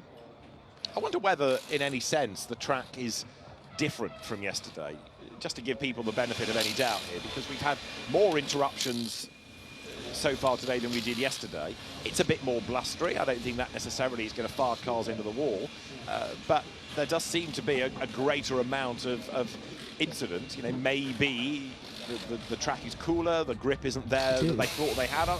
Discuss. A week ago on Friday, it was incredibly hot, incredibly humid. It was 29 degrees at the heat of the day. Right. Today's weather forecast, sunny, clear blue sky, so that's exactly the same. Top temperature, 20 degrees today. Okay. It's currently 18. So much cooler. Yeah. Much cooler. Yeah. 10 degrees cooler. So maybe that's part of it, that the drivers are expecting the circuit to behave like it did yesterday, and they're being caught out. And if the likes of Sonny Wang with all his experience and Felipe de Sousa with his local knowledge are getting caught out, then tells you part of the story, doesn't it? Certainly does. Teams being active down in pit lane, and that's really all they can do at the moment. We haven't even got any kind of indication about how soon the session will get back underway. The 55 car is the car of Xie Xinjie in the Honda Civic. See the big track map yes, taped to the console in the centre of the car. And like we said yesterday, it's not because the drivers don't know the venue, it's really so that when an engineer says drama at turn 4, as an example, they can instantly look at the map and they know which corner they're talking about, because there's a lot to remember about this lap. There is an awful lot. It gets a bit vague when you're up into the hill section of the circuit through all of the sweeps and twists and turns of the top part of the circuit, and maybe a little bit simpler to work out precisely where you are when you're on the end of the lap down through Black Sands. Fisherman's, there's no mistake about Fisherman's Bend, it's a 90-degree right-hander, so too our bend, another 90-degree right-hander, the final turn on the course. And then the very fast run through turn 1 at Reservoir and down through Mandarin, down on the run to Rington as well. So the car's being held, no indication about when we'll get them back on, but an opportunity to have a look at Jack Young in the office for the day. He was a very cool, calm and relaxed character when he was racing in Clio's when he was just 17 years old, and he's getting a radio message from the team while he's sat in the car down in pit lane.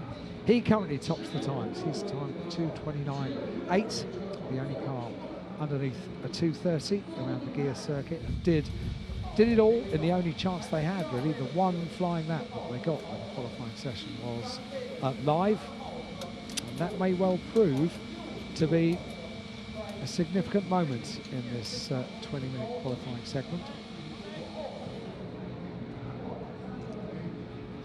So you can see the busy pit lane, the marshals, the recovery units working out on circuit to recover 2 areas of incident out on the circuit, and a very colourful lineup of cars down in pit lane. The Macau Touring Car Cup, the China Touring Car Championship down in pit lane. Number 7, Martin Tao in the Hyundai. It's the Elantra, that car, and once again a view of just how many people take a day off work to come and enjoy the only show in town this week at Macau. Away for the cameras, and also opportunity for plenty of school trips as well. They crowd into the grandstands on a school trip. You kind of get the feeling they've been doing a school project on the Macau Grand Prix, and this is the treat at the end of the project tunnel, don't you? Absolutely right. Yeah, let's came back a bit to that lap we were talking about, Jack Young, and the importance thereof. Not only was it important because so few have done a qualifying lap, but that's the best lap these cars have done all weekend. So that was quicker than anybody did in either of the 2 free practice periods yesterday. So he wasn't hanging about. You know, even when the session resumes, I suspect not many people are going to threaten that. And for my money, he ought to be safe in that top dozen to go into Q2. So slippery surface notification at turns 12 and 13. That's the Solitude S's. We saw that incident take place. So that's de Sousa's incident, isn't it? So the officials, the marshals, will have worked on that and have applied the various dressings to make it as cool as it can be. Balsamic, olive oil, those sorts of dressings. Oh no, I immediately thought medical dressings. Oh, I see. So yeah, Yeah, but I'm thinking hungry. of clearly you are. 11 o'clock in the morning, it is local time. In the sunshine here at Macau, the crowd enjoying whatever it is, free practice, qualifying, racing, they don't mind. No. They're just here for the huge event that is the Macau Grand Prix. And quite frankly, sitting in the grandstands here, whether it's cars on track or bikes, is a heck of an experience because yeah. you're actually very close to them. You are and so the close. noise Yeah. is amazing. Yeah, it is. In fact, I'm pretty used to the noise of loud music, of loud racing cars, and I put earplugs in this morning. Oh, bless. I was worried about my drums. Were you really? I was, yeah. Well, yes. Very sensitive. You only get one pair. You need to look after them. What did he say? That's what my father said. Really?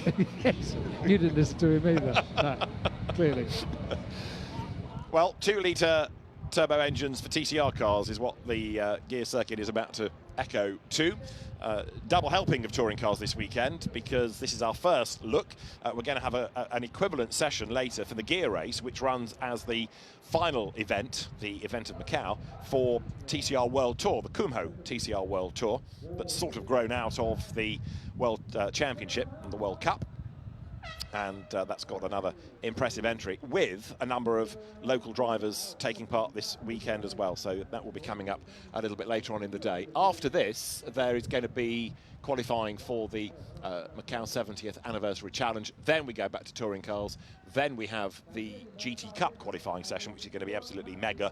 And so is what comes after that, which is Formula 3 qualifying. And then the second motorbike session added on at the end of the day. Not that we've become fans of the Macau GT Cup or anything, but we can't wait for that local time. It's going to get underway at 2:05, and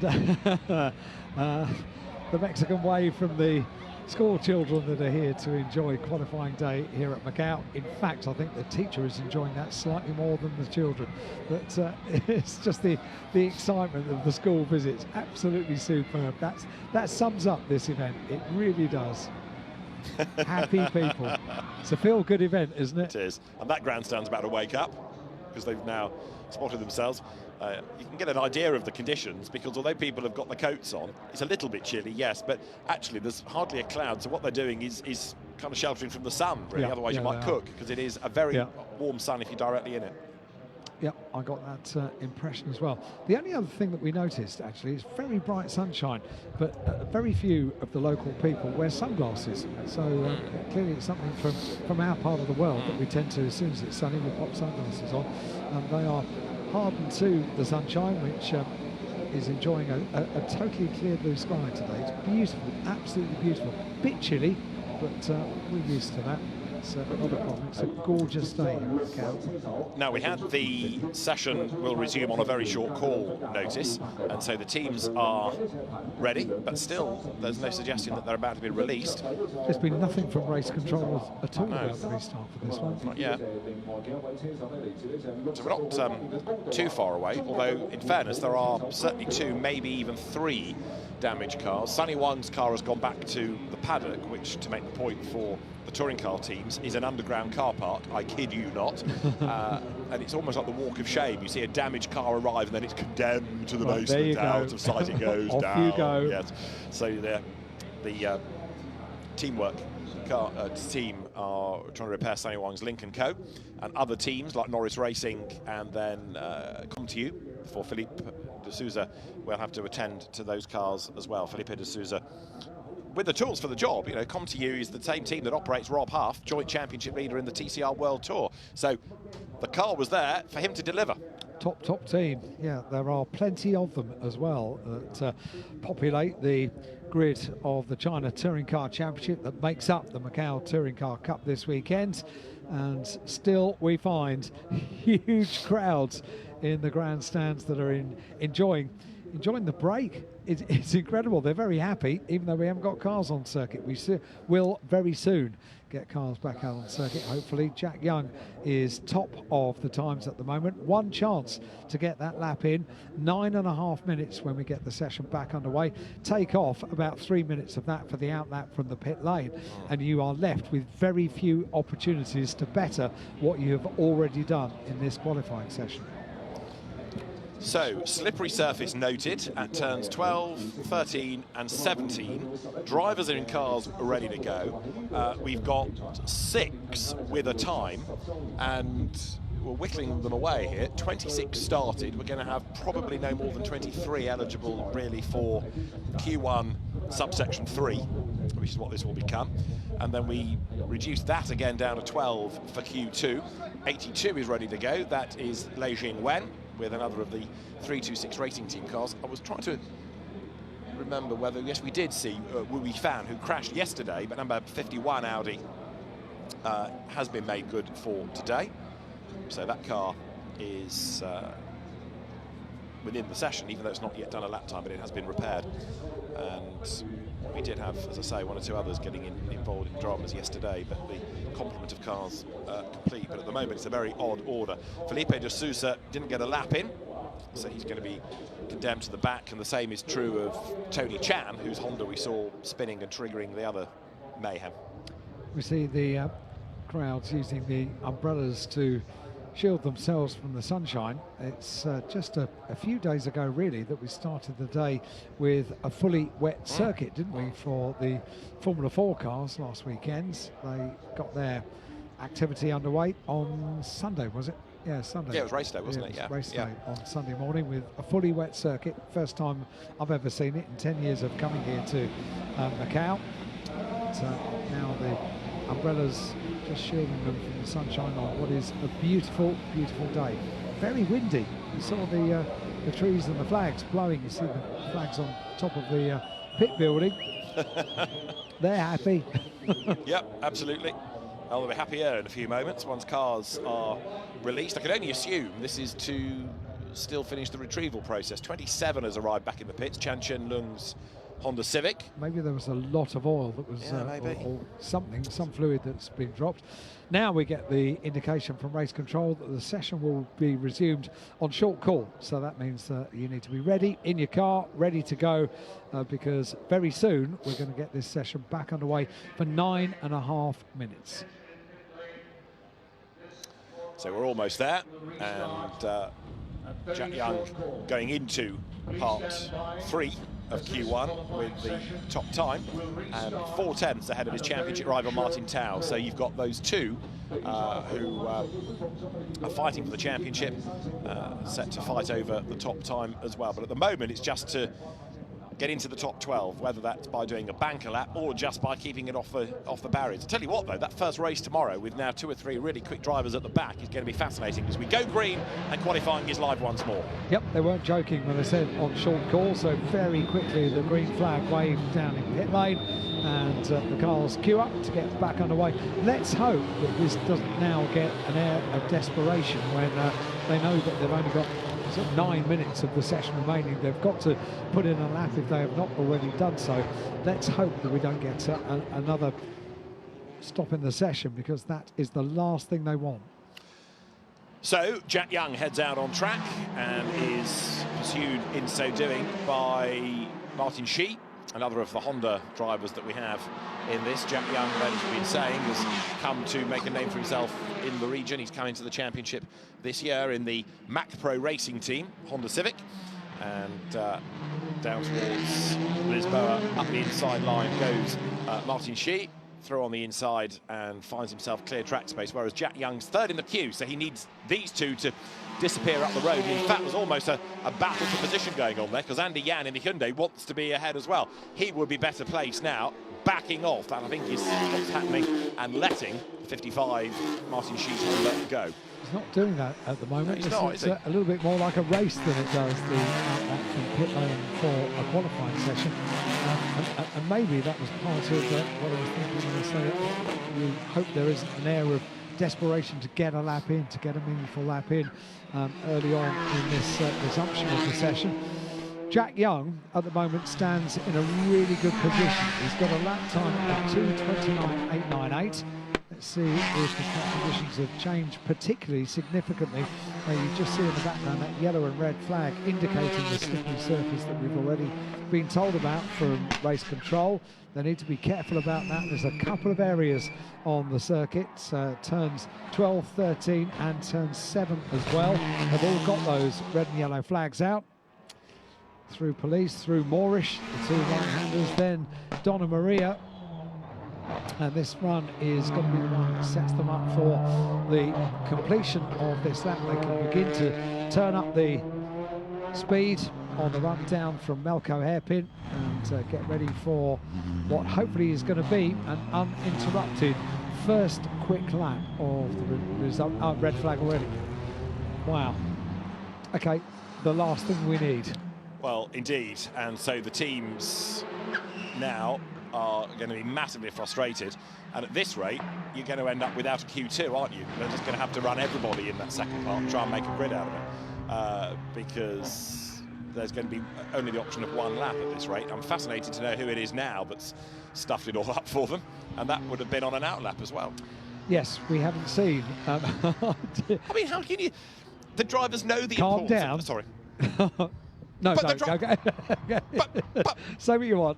Well, the drivers know the importance of all of this. The teams will have surely read them the right at. Keep it off the wall. You need a lap. You've got to get a banker lap in. Yeah. And yet again, Macau bites. Yeah, it does. And all these drivers were fine yesterday. They went round and round and round. They learnt the circuit. They got some data. And is that the reason for the red flag, that we've got a banner that's looking a bit dangerous? It's or is really, really windy, and you can see the bushes in the background, the trees in the background. We've got a huge canopy over the grandstand in front of us, which is really taking quite a beating with the wind. It was blustery this morning. The weather forecast last week was wind every day last week. It's been quite a windy couple of weeks here. That may well be the reason. Yeah, I mean, if that suddenly became dislodged and was thrown onto the circuit, becomes a hazard, then you can understand why that would need attending to. But we're only guessing. Yeah, but on the basis that we've been shown that and we haven't been shown a crashed car, then that would seem to make some sort of sense. We'll see whether anybody that has gone out doesn't come back in again. But Felipe de Souza's rather battered Audi has just been brought back. We can see that from our perch overlooking the pit lane, and a lot of damage on the left front corner. So the Comtu mechanics have got a big job for tomorrow to sort that. Other cars currently being waved to the scrutineering area, and actually the three that are going to the scrutineering area are the top three in the times, which sort of gives the impression that that's the end of qualifying. Yeah. We need those top three like you would see at the end of a session. Just under 7 minutes when this session will get back underway. Take off the just under 3 minutes that it takes to get the cars back up to temperature. That's not much. That leaves us about 4 minutes of a meaningful chance to put in a lap. And they've had a few chances to do that, and there has only been one opportunity so far, one that Jack Young welcomed with open arms. He did what he needed to do. He's top of the times at 2:29.898, and another delay for the Macau Touring Car Cup and the China Touring Car Championship. I'm going to try and delve into the regulations and see what it says about not being able to run a part of qualifying, but technically they haven't been able to run this. It's not the organisers' fault that drivers keep crashing and not many of them have times. So I don't know whether there is provision for that necessarily, but we are in a situation now where it is very unlikely that drivers can do really much more than one flying lap to determine the top 12. So we will see how the balance of qualifying takes shape. All cars will take part in the first 20 minutes. And then they return to the pit lane. The top 12 that progress.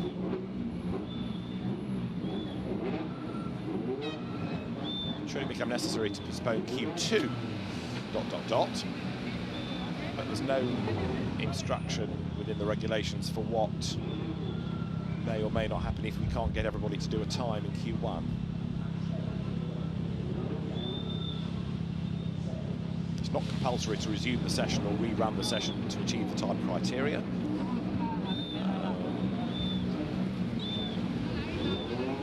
should one or more sessions be interrupted, no protest can be accepted as to the possible effects of the interruption on the qualification of drivers.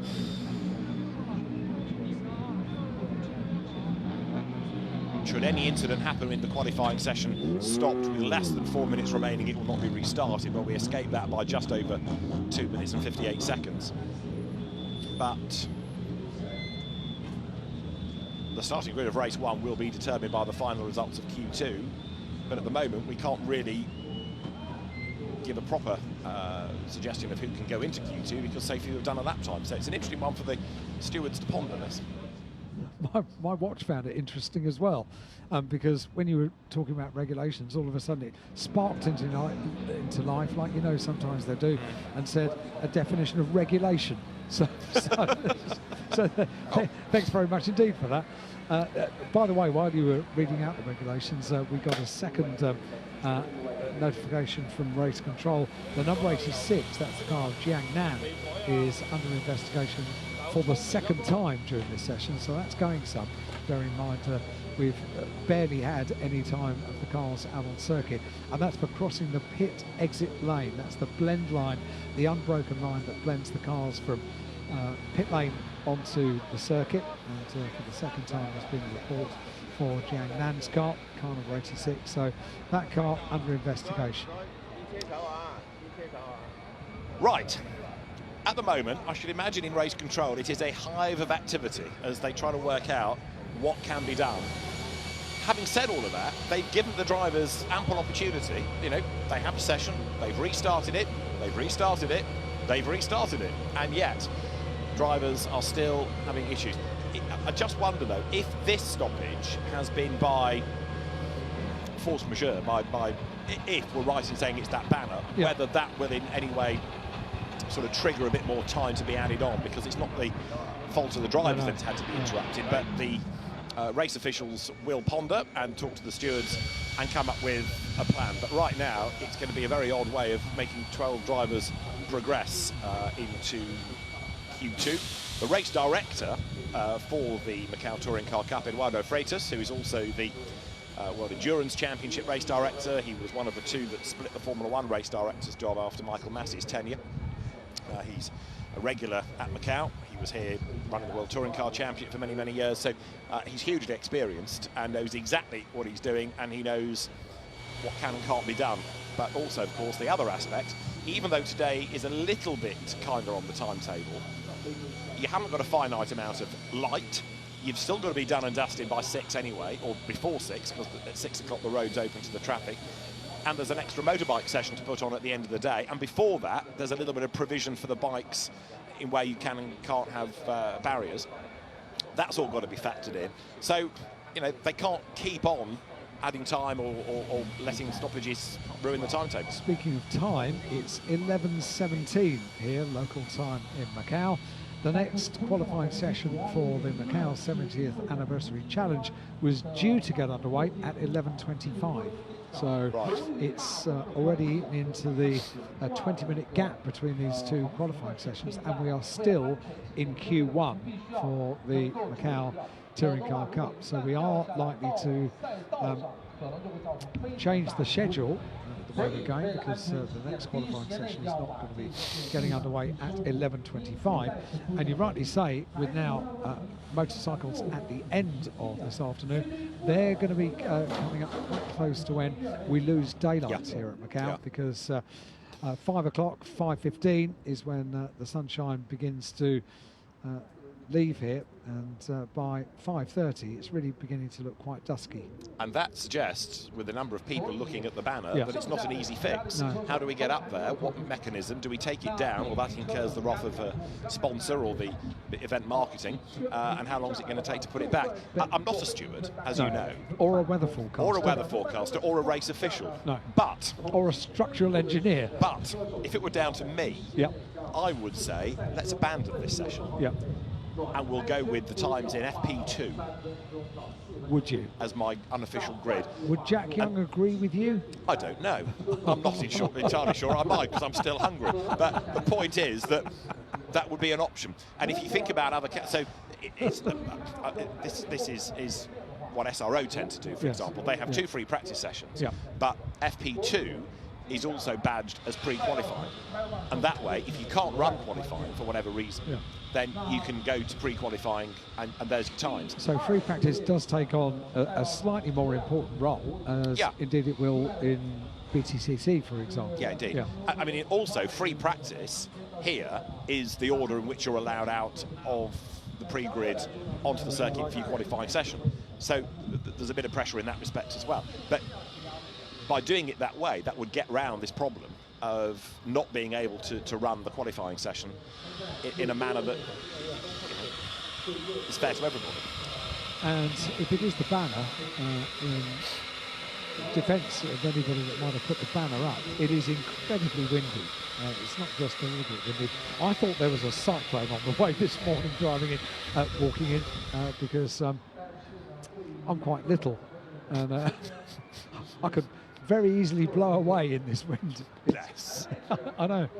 Well, that gives you an idea of the wind. In certain parts, that's the end of the pit straight. Now, we're at the other end of the pit straight, and I'm looking out at trees that are barely moving. So it's a bit patchy, all of this.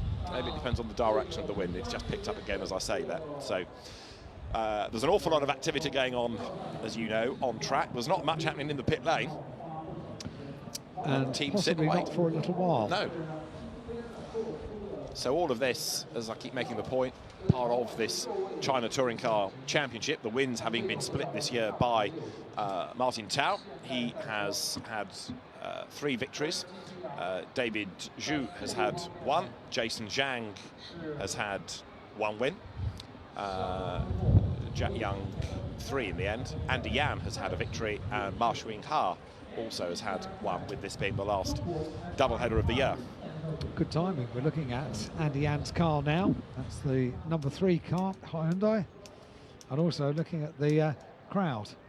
Plenty of them looking at their phones at the moment, presumably updating themselves on the reason for the delay, because not necessarily that they're going to understand fully why the cars have gone out, come back in. You might be a long way from the loudspeakers in the grandstand, and certainly down the front of the grandstand it's not that easy when there's cars out, wind blowing and all that kind of thing. It's not that easy to hear the speakers. I'm not entirely sure the teams fully understand the most recent stoppage, because everybody is back in. It's not that we've lost anybody else around the circuit. It is purely that banner. That's a really good call though by race control and the officials, probably acting on a report from the marshals out on the course. But if there is a big banner like that, and it has unfortunately become not quite as well secured as it was due to the wind, then there should be no question at all that the session is stopped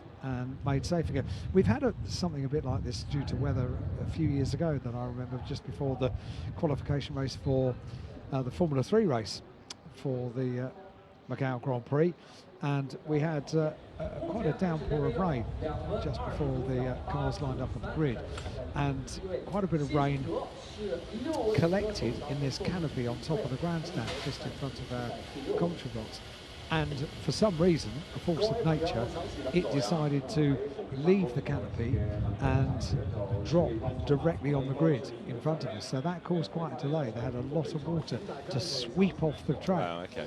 There was enough time for me to interview every driver down there. In a variety of languages, as I recall. Well, that was the same year. Yeah, it was the year that I interviewed a Japanese driver that spoke no Japanese. And no, I think he spoke a lot of Japanese. Spoke no English. That's right. I Yes, I can see where it went wrong straight away here, can't you? I'm still traumatised by the event. Highly traumatised. It didn't go well, nor has this. No. Let's move on. As anecdotes go, that's right down at the bottom, that one. That was Alan Hyde who died today. So the track maintenance is the reason for this red flag, which is the umpteenth, it feels like, but sadly we've had a couple due to earlier incidents, and the length of the track, 6 kilometres, means an outlap is so long that trying to get to a point where you can get onto a flying lap has just been virtually impossible in this, and only 6 drivers have done a flying lap time. So we'll wait and see what happens. But yeah, Q1 has been run, not completed, but it has been run, and there is still time to resume it, and there is still time for a flying lap. So as long as the drivers behave, race control would argue, well, you know, we gave you every opportunity. It really hasn't dampened the spirits of those in the grandstands in any way, at all, has it? Goodness me. We are going to get the session back underway. That's good news, and it's going to be resumed on a short call. So that's always a good message to get from race control. It means that drivers need to be ready, teams need to be ready for, at any moment, the green flag to be shown down in the pit lane. So that's really good news, David. It is really good news, and the even better news will be when we've got 12 people with a time and we sort of cleared that immediate hurdle, and then we've got a further 10 minutes. Now, 10 minutes, actually, given that we've got 7 minutes on the clock now and only 6 drivers with a lap time, 10 minutes becomes a luxury. But the point really is, again, 10 minutes is going to focus the attention, and errors have got to be minimal. Yeah, yeah. There are some big names at the moment that haven't got into the top 6, haven't done a lap time. Got time. So the likes of David Zhu and Aaron Kwok and Max Hart as well, all will be drivers to keep an eye on. So it's Jack Young, Martin Tao, Andy Yan, Andre Couto, Rainy Hay and Martin Scheer, the 6 that have got a lap time at the moment. And hopefully before much longer they will be released onto the circuit. We have the course cars leaving the track, the officials heading back to race control, and as the grid all lined up, yeah, Audis, Hyundais, Lincoln Co's, Hondas, and the teams ready to dispatch the cars. Was that you said about not wearing sunglasses? Oh yeah. Yeah. One person does, just to prove you They're wrong. hard to buy. It's difficult to find a place to buy them. Oh, right. Well, there you go. Where was I the other day? And within the store that sold something, there was an Oakley sunglasses corner. Strange, complete, you know, juxtapositioning of what I'm trying to remember where I was now. Yeah, it wasn't a sunglasses place. Yeah, wow. So there, Martin Scheer ready to go in the Honda, Andre Couto with him, and then Jack Young, the Mac Pro Hondas. Interesting, isn't it, that TCR, the Civic, is still a very competitive car, whereas it struggled for results under a different rule set in the British Championship. And how long has the Honda been a car to have in TCR? A very, very long time. Yeah. Since day one. Yeah, which every single evolution of the car, it's just been a great car in TCR. And indeed, Honda's touring car pedigree, you can go back before that to the Super Touring Honda Accords that were so successful. Great cars. Link that to Gabriele Tarquini, who's here overseeing Hyundai in the World Tour. And they were great cars. Different teams operated them over the years until they really found form. So stroll down the pit lane, and there you can see the teams eager to send the cars back out. The session will resume on short call, that notice given, but then it's a long wait before the short call, if you see what I mean. It is. It's not that we're ready to go, chaps. Yeah, we should have taken the lead from race control. It wasn't a very short call, so that's the Apple warning. And generally that's when we know that they're within a minute or so they're going to be going. But I think we're standing by now down in the pit lane to get the cars out onto the circuit now. Shall we all keep our fingers crossed in the commentary box that this goes without any interruption? Green flag is waved, so the session is back underway for 6 minutes and 50 seconds. I have as many things crossed as I can find, although I am on the verge of self-harming if this goes badly, so I'm relying on it now. Out goes Jack Young then, in number 77 Honda, ahead of Martin Tao, ahead of Andy Yan, ahead of Andre Couto in the times as it stands. And the damaged cars already being worked on. And this has not done a power of good to the timetable, but the cars back out on track, and the officials that have been out overseeing the trackside furniture dramas, they've come back in as well, their work done. So, yet again, they've got to get the warmth into the tyres. Then they've got to try and do a push lap. And right now, it is a lap of any description. that you need. And it's Jack Young in car number 77 that tops the times, and a 2:29.8 is the target time for everybody else for Jack Young. And Jack Young has the beauty of being pretty close to the front of the field as they weave the cars. It now gets even more difficult on this section of the circuit to weave the cars. It's really when they have come down from Melco Hairpin and the circuit begins to open out down through Black Sands, Fisherman's Bend, and that's when they can really start getting the heats into the tyres at the end of the lap to move on and set themselves up for the fast lap that ensues. What still slightly puzzles me in all of this is how close drivers want to run to the car ahead on an outlap. They all know that clear track space is going to be a good thing, and yet there's so much crowding heading up through the S's there, as though if I sit on your back bumper, you're going to get out of my way. No, because that driver ahead of you wants the car ahead of him to disappear and go for the track space. So it still baffles me how many drivers seem to be so determined on an outlap like this to make a fight of it. So the thing that maybe baffles me about that is that drivers may take the decision to let's get on, let's get out, let's get close to the car in front. But the teams would get the idea of telling them beforehand that's not what we want to do. And why not hold the car back? Yeah, exactly. You know, you've got teamwork letting all of them go at once. You've got Mac Pro doing the same. Why not? And we saw the Formula 3 teams do it yesterday. Just give it 20, 30 seconds. You release the car into clear track space, and off you go. And for the third time in the session, under investigation for crossing the blend line is Jiang Nan with the Z-Speed Hyundai. I think after 3 transgressions of that, it's not going in the right direction as far as a trip to the stewards is concerned. But right now, we are about to have Martin Shi and Andre Couto released onto a lap. Now, Jack Young left the pit lane with them. He, I think, has done the right thing by slowing right down and letting everybody, or these two ahead of him, go. And it's Andre Couto that gets ahead of Martin Shi. And so he's going to be the first one to pick up the pace and go for a time. And there's Jack just in the background that you see coming down towards the conclusion of the lap. They come across the timing beam now and go on to a flying lap. Let's hope that this is a complete flying lap. It's the 66 car we're looking at. Andre Couto, a winner here at the Macau Grand Prix in the past. And now we are back underway. We've only got 3.5 minutes left. And Andre Couto is going to slow, in fact, and let Martin Shi get back ahead of him. So Andre Couto not happy with something and therefore backs out of it. He's already 4th. He has got a lap time, but he's not picking up the pace once more. Nor is Jack Young, actually. He's still weaving, so maybe Andre Couto gave it a bit of a blast down towards Reservoir and thought, no, grip's not there. And that looked a bit skittish as well from Martin Shi. Just had to really fight the car to get it to bite, to get it to turn. So it comes back to this whole track temperature aspect that Alan was talking about 7 hours ago, it feels like, when we had the earlier stoppage. But the point being, it's a cold track, and even though we're nudging 11:30 around the clock here, it is still not warm enough to really reward drivers with the grip they had yesterday. But Martin Shi is working the car hard and trying to generate the warmth back through the rubber that way. And we're getting the little puffs of smoke that we saw from Jack Young's car, from the back of Jack Young's car for Martin Shi, and maybe that suggests that it really isn't anything to worry about on these cars. It's just a feature, if you like, that Martin Shi's car really is seen every time through the corner, and the approach to the corner, you just get that puff of smoke from the rear of the car.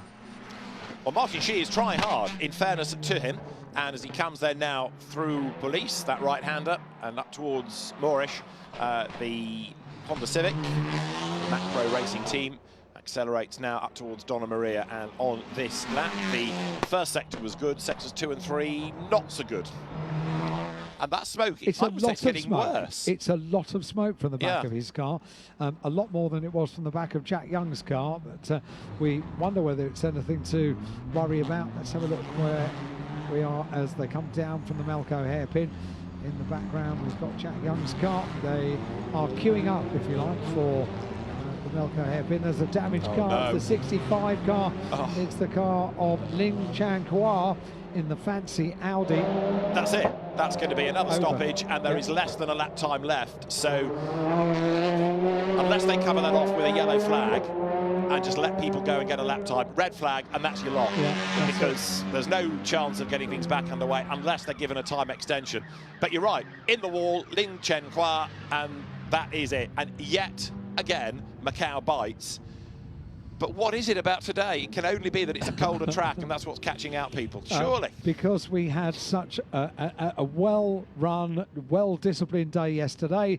This is what happened. Big lock-up, straight on, boom, wow, that's into the wall. quite a clout as well to the barrier. Yeah, and that has absolutely destroyed the right front, and it's done the toe link on the right rear as well as he's kaboomed off the barrier. It's not often you see the barrier actually give a little on impact. The barriers here are so unforgiving, but that was a mighty hit. Right, I'm fascinated to know what they're going to do next, because we do not have 12 drivers that can progress. No.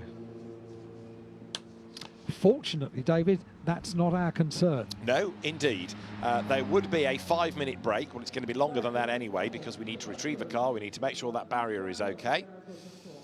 So I spy down the pit lane. They come yet again. But I know we're kind of saying this with tongue-in-cheek, but it's been a somewhat unsatisfactory session because of all of the interruptions. And okay, one of it is down to circumstances outside anybody's control. If the weather conditions bring a barrier to a dangerous state, but a lot of it you've got to level at driver's door to say, what are you playing at? Yeah. You know what the circuit's like. Yeah. You know the importance of the session. You know the importance of a banker lap and trying to get through. And yet, the majority of those have happened either on an out lap or on the first flying lap of a session. Still a bit concerned about the amount of smoke that was coming out the back of the 55 car because it was more than just a little puff of smoke, wasn't it? It was quite a plume. Yeah, but Montichy didn't seem to care. No, unless he adopts the attitude that, well, I'll just drive it and it's up to the engineers to fix. But yeah, he didn't seem to think about bailing for the pit lane with it or anything like that. He was pressing on as best he could.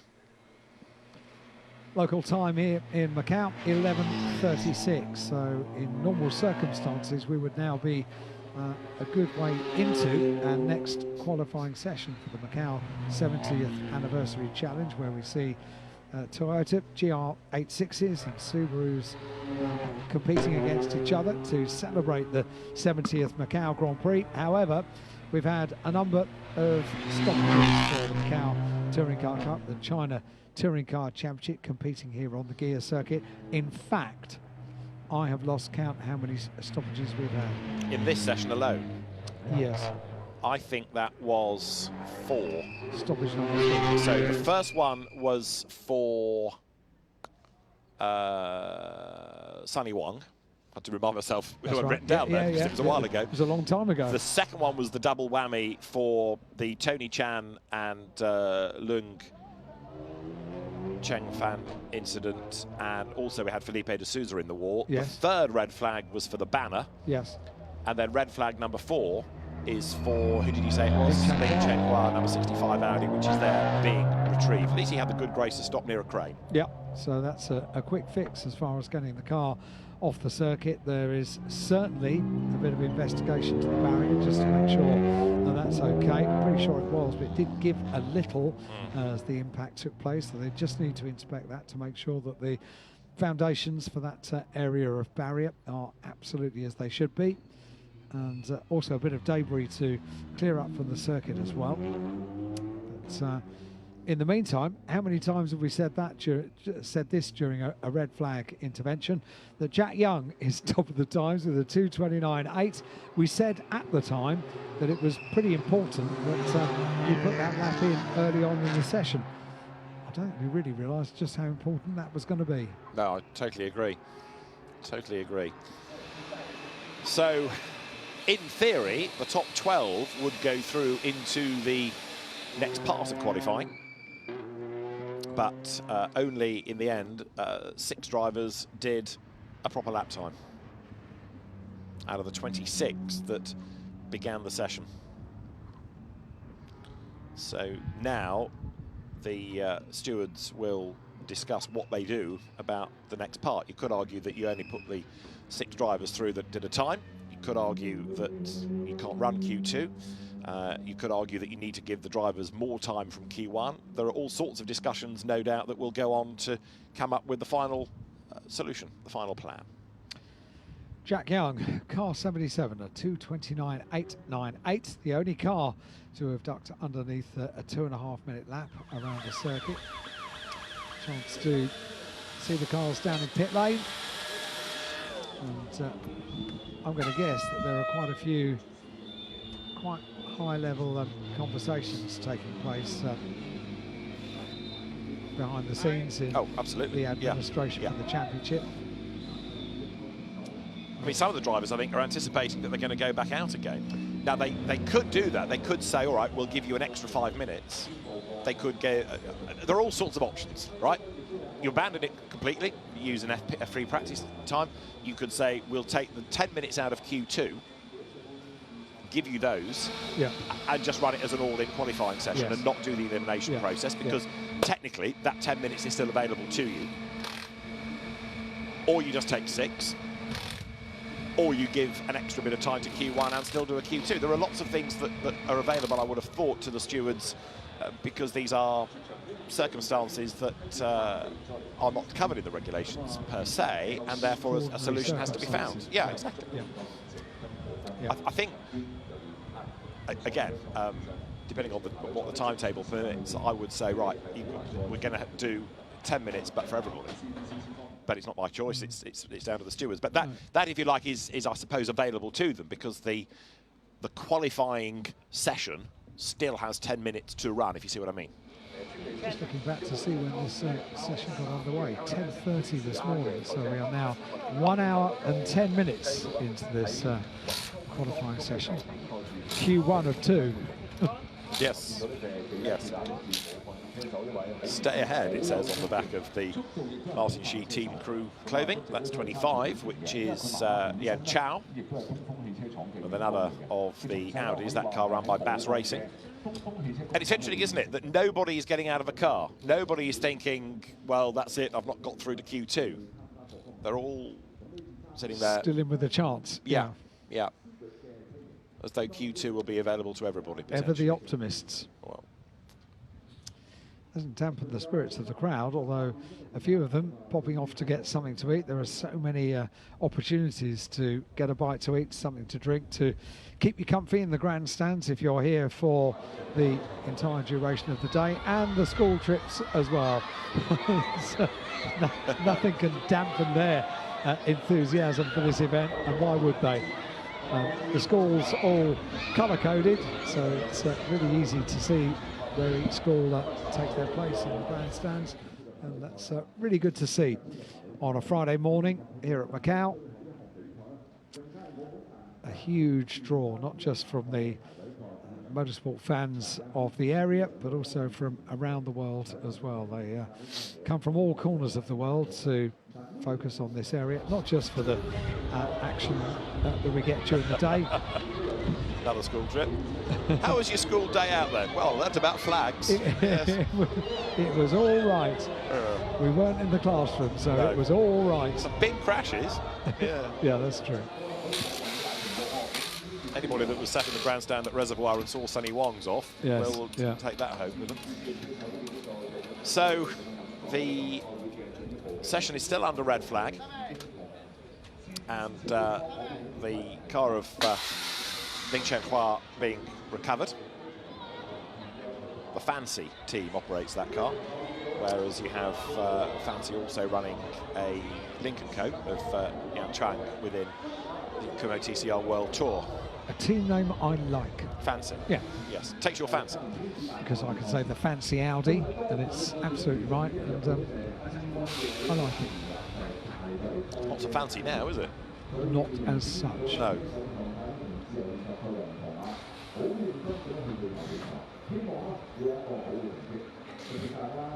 So with normal life continuing around the perimeter of the Guia circuit, and still another touring car qualifying session, a GT qualifying session, a Formula 3, a road sport and a motorbike session to go. The track officials hard at work clearing cars and trying to make sure that everything fits before the end of the day. That's the other thing you could argue as well, is that the TCR China competitors have had so many bites at the cherry. Is it wrong, is it acceptable rather, to compromise other people's time in the timetable for them? race controllers, Alan said, will be a hive of activity getting to the solution. They will, as we look down at the number 7 car, away for the camera, and that's Martin Tao's car.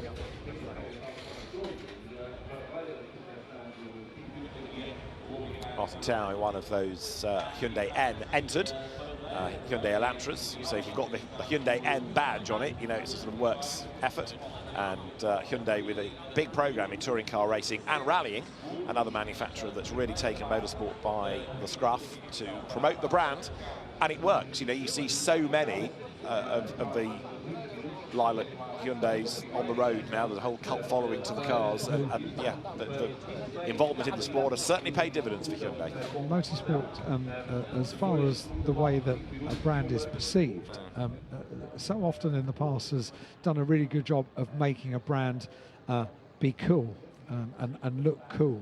And I particular, it was the Volvo that entered the BTCC. The Volvos at the time were seen as a very practical car, a very safe car, but maybe not anything to get excited about.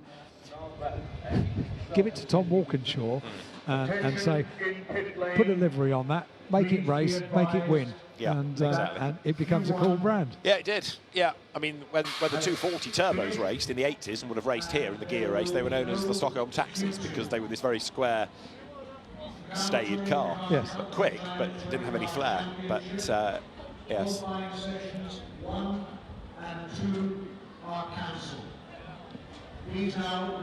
So the China Touring Car Championship qualifying has been abandoned. You might have heard it in the background, but the qualifying has come to an end, and how it really's worked out, we'll await news. Could be on championship positions, but either way, with so many interruptions, qualifying 2 is cancelled, and there's not enough of qualifying 1 left anyway. So that, Alan, is it. Is it? I don't know how to work this one out, so it's just as well it's nothing to do with us. We will get notification of how they are going to form a grid for their race, which is going to take place, of course, tomorrow, their first race of the weekend, a 9-lap race at 10:05. And I've just worked out how to line up the grid by about 10:05 tomorrow morning, and then they'll have race 2 on Sunday at 8:20 tomorrow morning. So that was perhaps a little bit of a challenge for everyone concerned, not just the teams, the drivers, but also everyone up in race control and around the circuit as well. That was just a bit hard work, wasn't it? Well, it was, but and I keep banging on about it, but it does illustrate the importance of not being a hero, keeping it off the barriers and putting a banker lap in, because, you know, for 6 drivers only to be able to do a time out of 26 isn't a great advert for driving standards in that session. Jack Young putting himself at the top of the times, but either way, as the championship leader, he should be up at the front come the race. Particularly after yesterday, they were so good. Exactly. We made mention of it yesterday. Yeah. Well, whatever they had for breakfast, it's left a rather messy China Touring Car Championship, Macau Touring Car Cup qualifying session, and we'll be back once action is underway again here at Macau.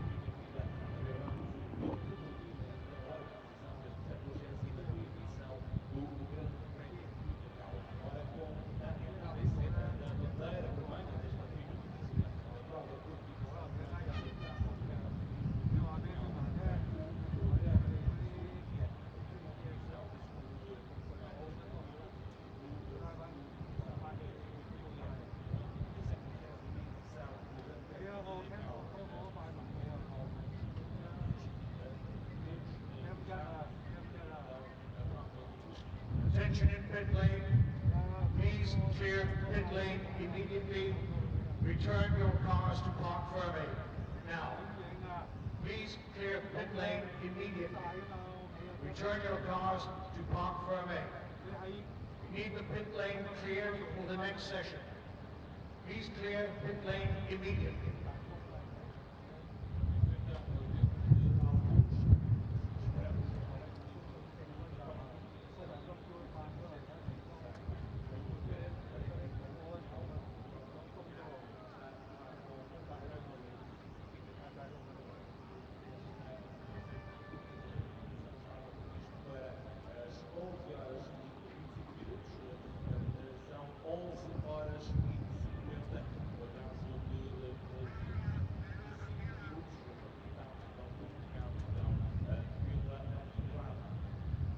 Attention in the paddock.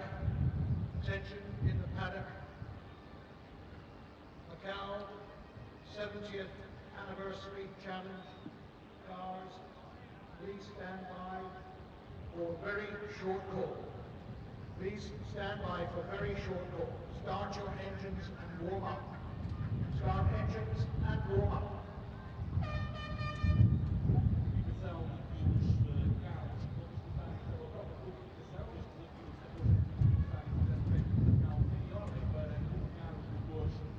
Attention in pit lane. Please clear pit lane quickly. Clear pit lane quickly.